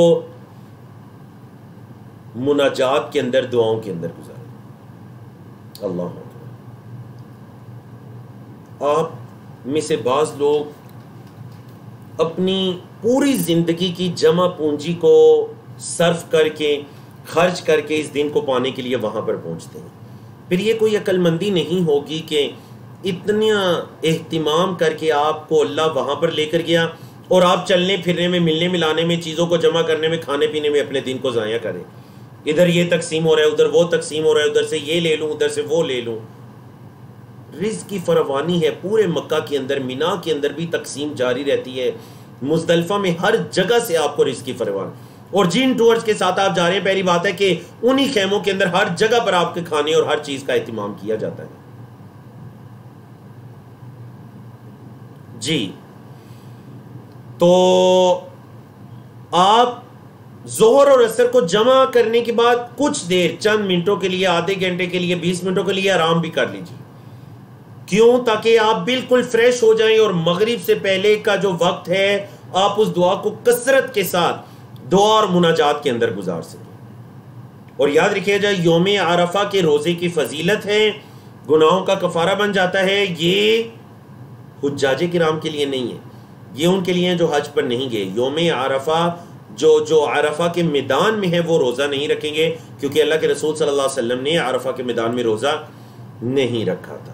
جی اب دیکھیں یوم عرفہ کے بعد حاجی سورج کے غروب ہونے کے بعد عرفہ سے نکل کر مزدلفہ آنا شروع ہو جاتے ہیں. عرفہ سے مزدلفہ کا درمیانی راستہ 8 کلومیٹر کا ہے. آج کل ٹرین وغیرہ ہے،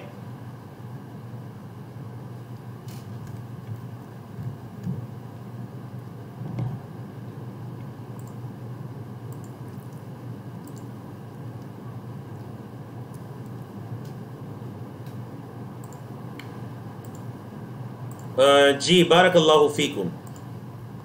تو میں یہ کہہ رہا تھا کہ آج کل چونکہ ٹرین وغیرہ ہے تو ٹرین وغیرہ کے ہونے کی صورت میں آپ چند منٹوں کے اندر، 5-7 منٹوں کے اندر آپ عرفہ سے مزدلفہ پہنچ جاتے ہیں. تو آپ مزدلفہ میں پہنچیں، پیدل آئیں، بس پر آئیں یا ٹرین پر آئیں. مزدلفہ میں پہنچ کر آپ نے کیا کرنا ہے جی، آپ نے وہاں پر نمازوں کو، مغرب اور عشاء کی نمازوں کو جمع کر کے اور جمعاً و قصراً، مطلب مغرب کی نماز کو 3 رکعت اور عشاء کی نماز کو 2 رکعت جمع کر کے قصر کر کے ادا کرنا ہے. جمع کر کے قصر کر کے ادا کرنا ہے. اب آپ مزدلفہ میں آگے، اللہ اکبر، مزدلفہ میں آپ نے رات گزارنی ہے. یہ رات آپ نے گزارنی ہے، یہ حج کے واجبات میں سے آپ لوگ پڑھ کر آئے ہیں، حج کے واجبات میں سے کہ آپ وہاں پر رات گزاریں گے. اور کوشش کیجئے رات کو چلنے پھرنے میں، ملنے ملانے میں نہ گزاریے، رات کو سو کر گزاریے. وجہ یہ ہے کہ اگلا دن جو آپ کی 10 ذی الحجہ کا دن ہے، اس دن میں آپ نے سب سے زیادہ کام کرنے ہیں. تو کوشش کریں اس دن کو آپ کس میں گزاریے، مزدلفہ کی رات کو آپ اچھی طرح سے سو کر آرام کر کے گزاریے. آپ جب صبح اٹھیں گے، یہ 9-10 کی درمیانی رات تھی، صبح اٹھیں گے تو وہ 10 ذی الحجہ کا دن ہوگا، عید کا دن جسے آپ کہتے ہیں، قربانی والا دن، جو ہمارے ممالک میں یا سعودی عرب میں جو عید کا دن ہوتا ہے 10 ذی الحجہ کا دن. ضروری نہیں ہے کہ آپ سعودی عرب اور ہمارے ممالک میں ایک جیسا ہو، البتہ وہ 10 ذی الحجہ کا دن ہوتا ہے سعودی اس وہاں کی تقویم اور وہاں کے کیلنڈر کے مطابق. صبح اٹھ کر فجر کی نماز کو ادا کریں گے. فجر کی نماز کو ادا کر کے مشعر حرام کے پاس آ کر جو ایک جگہ ہے وہاں پر آ کر آپ سورج نکلنے تک دعا اور مناجات کے اندر مصروف رہیں گے. اور اگر مشعر حرام کے بعد نہیں آ سکتے اور اکثر اوقات رش وغیرہ کی وجہ سے آپ کو پتہ بھی نہیں چلتا کہ مشعر حرام کہاں ہے، تو آپ پھر وہیں پر اپنے خیمے یا اپنی جگہ پر بیٹھ کر دعا کے اندر اپنے ٹائم کو گزارے. بڑا قیمتی وقت ہے. پھر جب سورج کی روشنی پھوٹنے لگے تو آپ مزدلفہ سے مینا کی طرف جانا شروع ہو جائیں. اچھا آپ کو میں ایک چیز بتاؤں، دیکھیے پہلے مسجد حرام ہے مکہ مکرمہ، مکہ مکرمہ کے جو سب سے قریبی جگہ ہے وہ ہے مینا. مینا جہاں پر آپ نے 8 ذی الحجہ کا دن گزارا اور جہاں پر آپ نے اگلی 3 راتیں یا 2 راتیں گزارنی ہیں، وہ بیت اللہ کے سب سے قریب ہے، مکہ مکرمہ کے سب سے قریب ہے. اس سے جو اگلی جگہ ہے وہ ہے مزدلفہ. مزدلفہ سے جو اگلی جگہ ہے سب سے دور وہ ہے عرفہ. تو آپ نے کیا کیا تھا، آپ لوگ مکہ سے مینا گئے تھے، مینا سے آپ لوگ عرفہ گئے تھے، عرفہ سے آپ لوگ مزدلفہ آئے اور مزدلفہ سے آپ لوگ واپس 10 ذی الحجہ کو سورج نکلنے کے بعد کدھر آئیں گے جی، سورج کی روشنی پھوٹنے لگے گی تو آپ لوگ مینا کی طرف آئیں گے. ہاں البتہ اگر بزرگ ہیں، بچے ہیں یا ضرورت مند ہیں، کسی کی کوئی خدمت پر کوئی مامور ہے، کوئی ڈیوٹی وغیرہ لگی ہوئی ہے، تو وہ آدھی رات مزدلفہ میں گزارنے کے بعد نصف لیل، مطلب مغرب اور فجر کے وقت کو دیکھ لیجئے کتنے گھنٹے بنتے ہیں، اس میں سے جو آدھے گھنٹے ہیں آدھی رات مزدلفہ میں گزارنے کے بعد آپ مینا کی طرف آ سکتے ہیں. آپ مینا کی طرف آ سکتے ہیں. کوشش کیجئے کہ اس رات میں آپ تہجد اور دیگر کاموں کے اندر مشغول نہ ہو، پوری رات آرام کریں، کیونکہ اگلے دن آپ نے بہت زیادہ کام کرنے ہیں، 4 کام کرنے ہیں آپ نے 10 ذی الحجہ میں۔ بعض لوگ یہ سمجھتے ہیں کہ 10 ذی الحجہ کو جو جمرہ عقبہ بڑے جمرہ کو 7 کنکریاں مارنی ہیں وہ ہر حال میں مزدلفہ سے لے کر جانی ہے، تو نہیں، ضروری نہیں ہے، آپ کہاں سے بھی لے سکتے ہیں، مزدلفہ سے لے لیجئے، نہیں ملی مینا سے، جہاں سے بھی لینا چاہے لے سکتے ہیں۔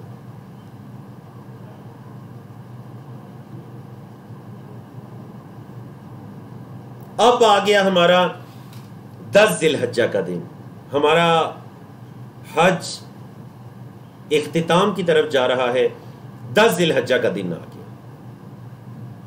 اللہ رب العزت سے دعا کریں کہ یہ ہماری حج کے اعمال سے دوری زیادہ عرصے پر محیط نہ ہو، اللہ رب العزت زندگی کے اندر بار بار حج عمرہ کرنے کی توفیق عطا کرتا رہے۔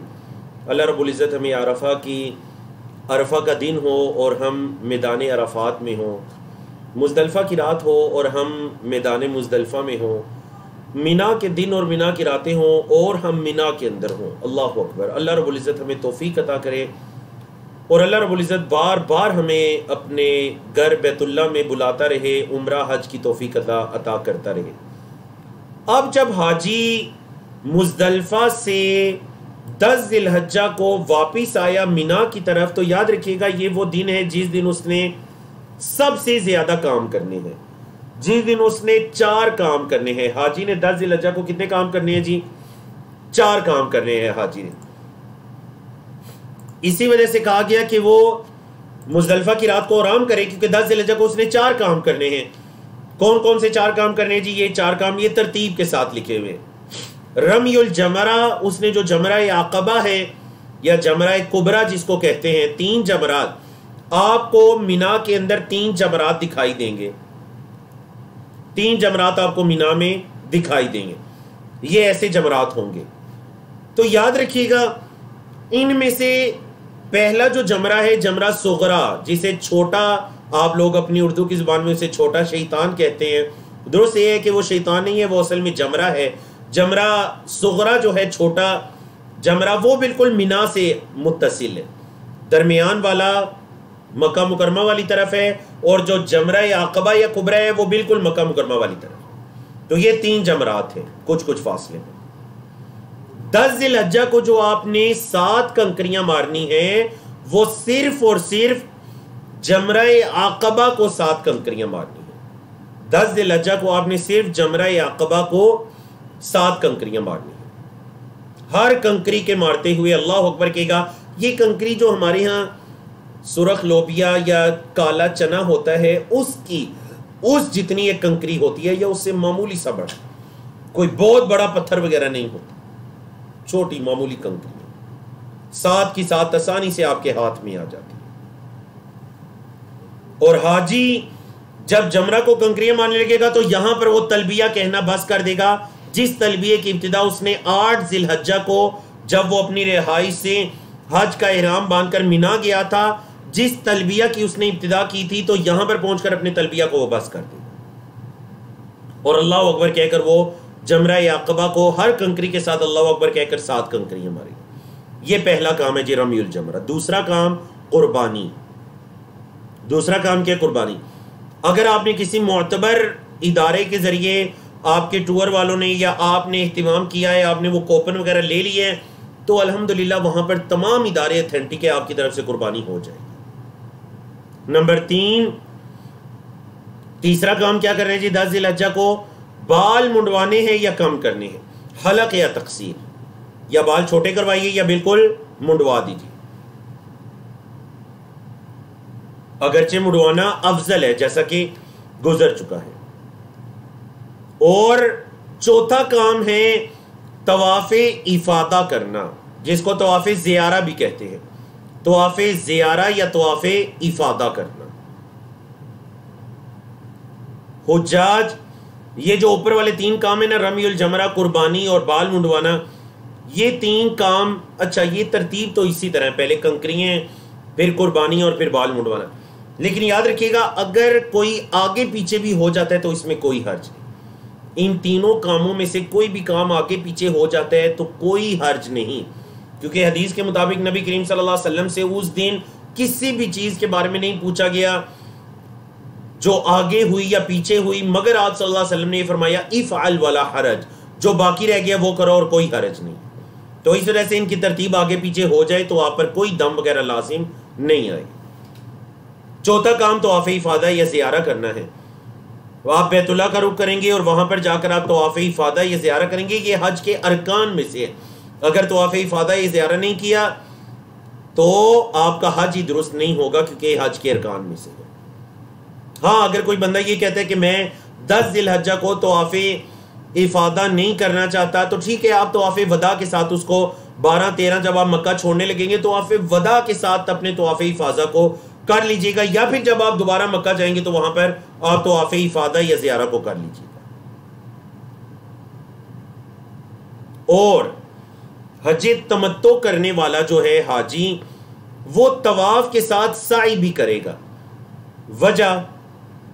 وجہ یہ ہے کہ اس نے جو پہلے سعی کی تھی وہ سعی تو اس کے عمرے کی تھی، اب جو سعی کرنی ہے طواف افاضہ کے ساتھ اس کی حج کی سعی ہے۔ ٹھیک ہے، طواف حج قران یا حج افراد کرنے والے نے جب وہ مکہ میں پہنچا تھا اس نے طواف قدوم کیا تھا، اگر اس کے ساتھ اس نے سعی کر لی تو پھر طواف افاضہ کے ساتھ سعی کرنے کی ضرورت نہیں، اور اگر اس نے شروع میں سعی نہیں کی تھی تو پھر طواف افاضہ کے ساتھ انہیں سعی بھی کرنی ہے۔ ٹھیک ہے جی، اب یاد رکھیے گا یہ جو 3 کام آپ کو بتائے گئے، 3 کام کون سے 3 کام؟ رمی الجمرہ، جمرہ عقبہ، ایک جو جمرہ ہے اس کو کنکریاں مارنی ہے، ساتھ بال منڈوانے ہیں اور قربانی کرنی ہے۔ یہ 3 کام، اگر آپ نے ان تینوں کاموں میں سے کنکریاں مار لیں، بال منڈوا لیے، تو آپ اپنے احرام کو کھول سکتے ہیں۔ مستحب عمل تو یہی ہے کہ تینوں کام کو کرنے کے بعد قربانی بھی ہو جائے، احرام کو کھولیے۔ لیکن بعض اوقات ایسا ہوتا ہے کہ قربانی کے لیے آپ کو 2 دن کے بعد کا ٹائم دے دیا جاتا ہے، بالکل جائز ہے، درست ہے، اس میں کوئی حرج نہیں ہے، تو آپ احرام کو کھول سکتے ہیں۔ اگر آپ نے 2 کام کر لیے تو آپ احرام کو کھول سکتے ہیں، اور جتنے کام آپ کے لیے ممنوع ہوئے تھے احرام کی حالت میں، وہ سارے کے سارے کام آپ کے لیے کیا ہو جاتے ہیں؟ جائز ہو جاتے ہیں، سوائے ہم بستری کے۔ اور ہم بستری کب جائز ہوتی ہے؟ جب آپ طواف افاضہ یا طواف زیارہ، یعنی ایک ہی طواف ہے، اس کے 2 نام ہیں، افاضہ یا زیارہ، جب آپ وہ کر لیتے ہیں تو پھر آپ کے لیے ہم بستری میں بالکل جائز ہے۔ یہاں پر یہ چیز بھی غلطی ہے کہ بعض لوگ ساتھ کی ساتھ کنکریوں کو یا 2-3 کنکریوں کو رش کی وجہ سے یا نہ جہالت کی وجہ سے، لا علمی کی وجہ سے ایک ساتھ ساری کنکریوں کو پھینک دیتے ہیں، یہ جائز نہیں ہے۔ کنکریوں کو پھینکنا ہے تو ایک ایک کر کے، مطلب اگر آپ نے ایک ساتھ 3-4 کنکریوں کو پھینکا تو یاد رکھے گا وہ آپ کی ایک شمار ہوگی۔ بولیے وہ کتنی شمار ہوگی جی؟ وہ ایک کنکری شمار ہوگی، پھر آپ کو چاہیے اس کے بعد باقی کنکریاں آپ پھینکی۔ بعض اوقات اس طرح ہوتے ہیں کہ انسان کو کنکری پھینکتے ہوئے غلطی سے دوسری کنکری اس کے ہاتھ سے گر جاتی ہے، یا جمرہ کی جو جگہ ہے وہاں پر گر جاتی ہے، تو وہ ایک ہی شمار ہوگی۔ بولے وہ ایک ہی شمار ہوگی، وہ 2 شمار یا 3-4 اگر گری ہیں تو وہ اتنی شمار نہیں ہوگی، بلکہ وہ ایک دفعہ میں جتنی ماری ہیں وہ ایک شمار ہوگی، اور ایک دفعہ میں ایک ہی مارنی چاہیے۔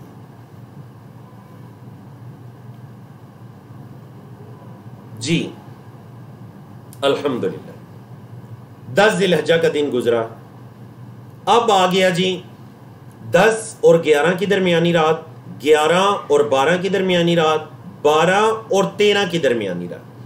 یہ 3 راتیں مینا کے اندر گزارنی لازمی ہے، حج کے واجبات میں سے ہیں۔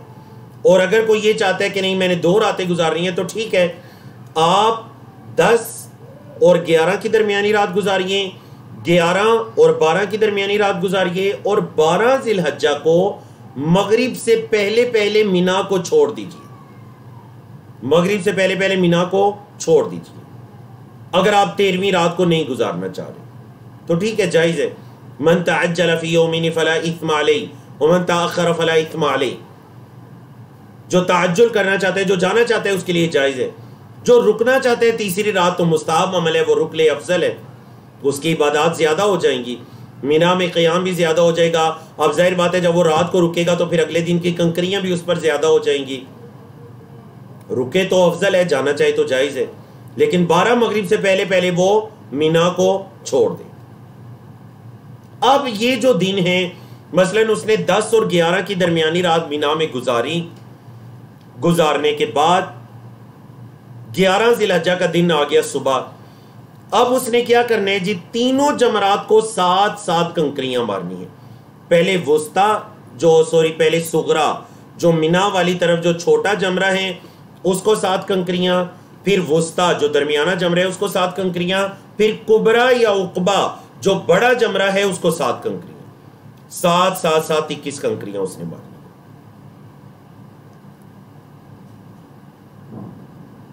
وہی ہر کنکری کے مارتے ہوئے کیا کہے گا؟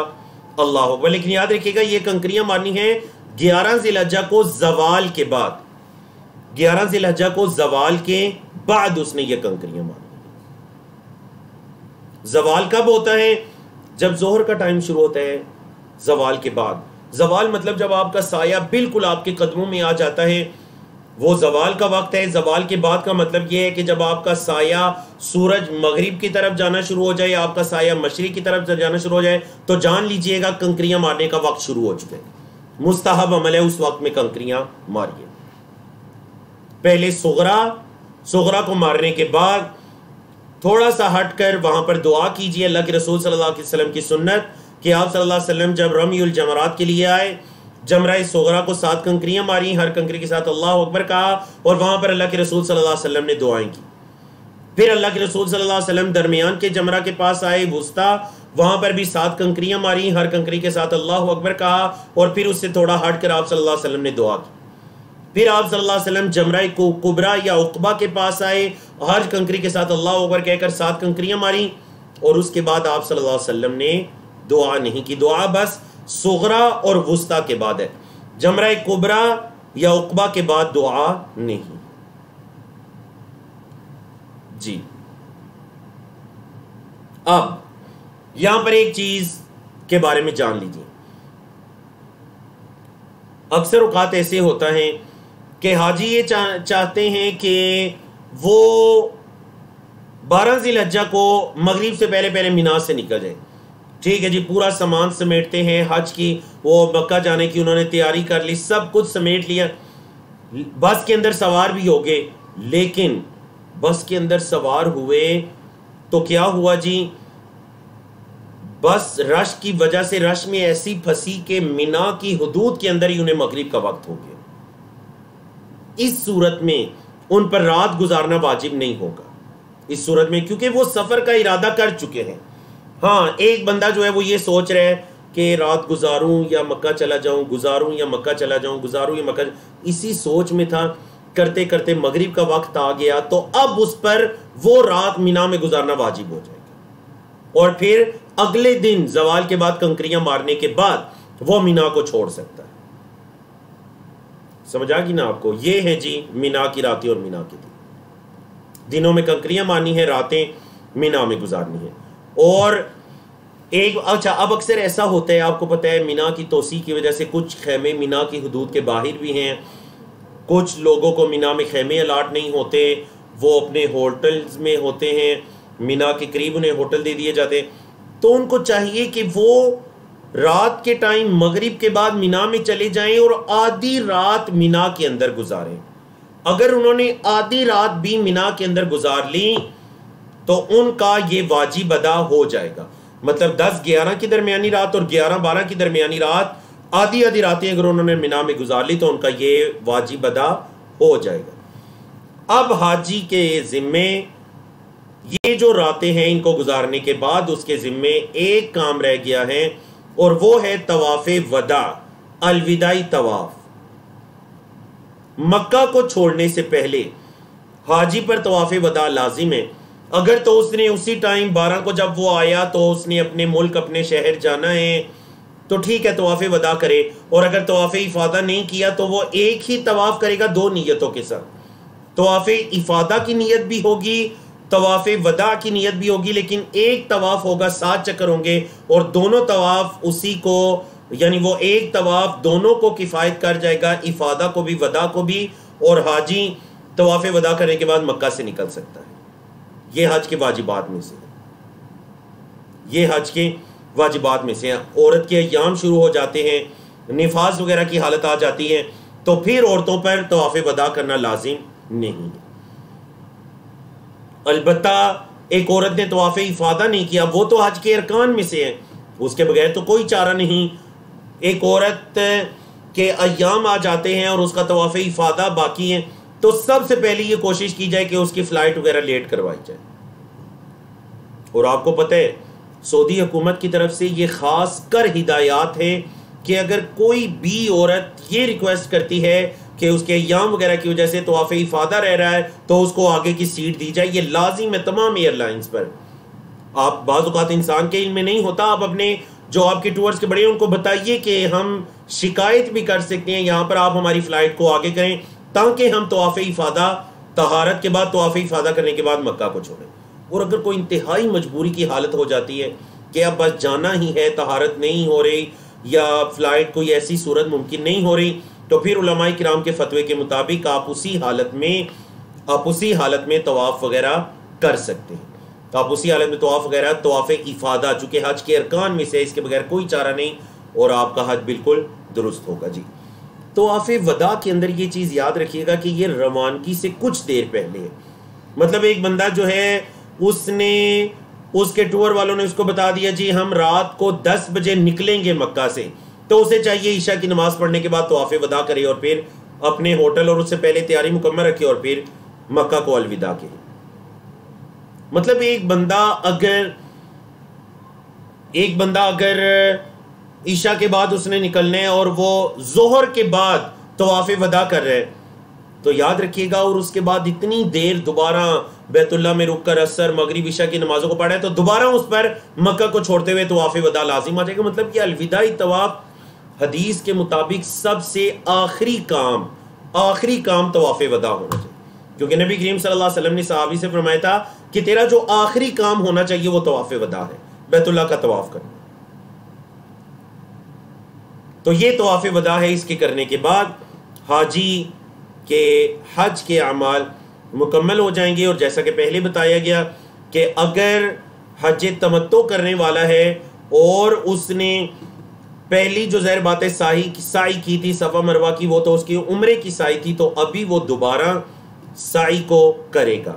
طواف وداع اگر طواف سات افاضہ بھی کر رہے تو طواف افاضہ کے ساتھ سعی کی عبادت کو بھی کرے گا اور اس کے بعد مکہ کو چھوڑے گا۔ اور یہ جو ہے ایک بندہ اپنا احرام کھول چکا ہے، چادریں وغیرہ وہ اتار چکا ہے، وہ بتایا گیا تھا 10 ذی الحجہ کو جب وہ 3 کام یا ان میں سے 2 کام کر لیے تو آپ اپنا احرام کھول سکتے ہیں۔ تو اب ظاہر بات ہے انسان نے عام کپڑے پہنے ہوئے تو طواف وداع بالکل عام کپڑوں کے اندر کیا جائے گا، اس کے لیے وہ دوبارہ طواف کی چادریں پہننا، طواف کا لباس یا احرام کا لباس پہننا ضروری نہیں ہے، عام لباس کے اندر ہی طواف وداع کیا جائے گا، اسی طرح طہارت کے ساتھ کیا جائے گا، وضو اس کے لیے شرط ہے۔ تو الحمدللہ اللہ رب العزت کی توفیق سے ہم نے حج کے کورس کو مکمل کیا۔ اگر تو اس دوران میری زبان سے کوئی ایسی بات نکلی جو درست تھی تو یقیناً وہ اللہ کی طرف سے تھی۔ اللہ اپنی بارگاہ کے اندر میری پوری ٹیم کی طرف سے جتنی بھی ٹیموں نے ہمیں معاونت کی، اللہ ان کی طرف سے اس کو قبول و منظور فرمائے۔ اور اگر میری زبان سے کوئی ایسی بات نکلی جو کہ درست نہیں تھی تو وہ یقیناً میری کم علمی ہے یا شیطان کی وجہ سے ہے۔ میں طالب علم ہوں، اللہ رب العزت مجھ سے ہماری ٹیم سے درگزر فرمائے، وہ عمدن یا قصدن نہیں ہے۔ اقول قولی ھذا استغفر اللہ لی ولکم ولسائر المسلمین من کل ذنب وصلی اللہ تعالی علی نبینا محمد وعلی آلہ وصحبہ اجمعین۔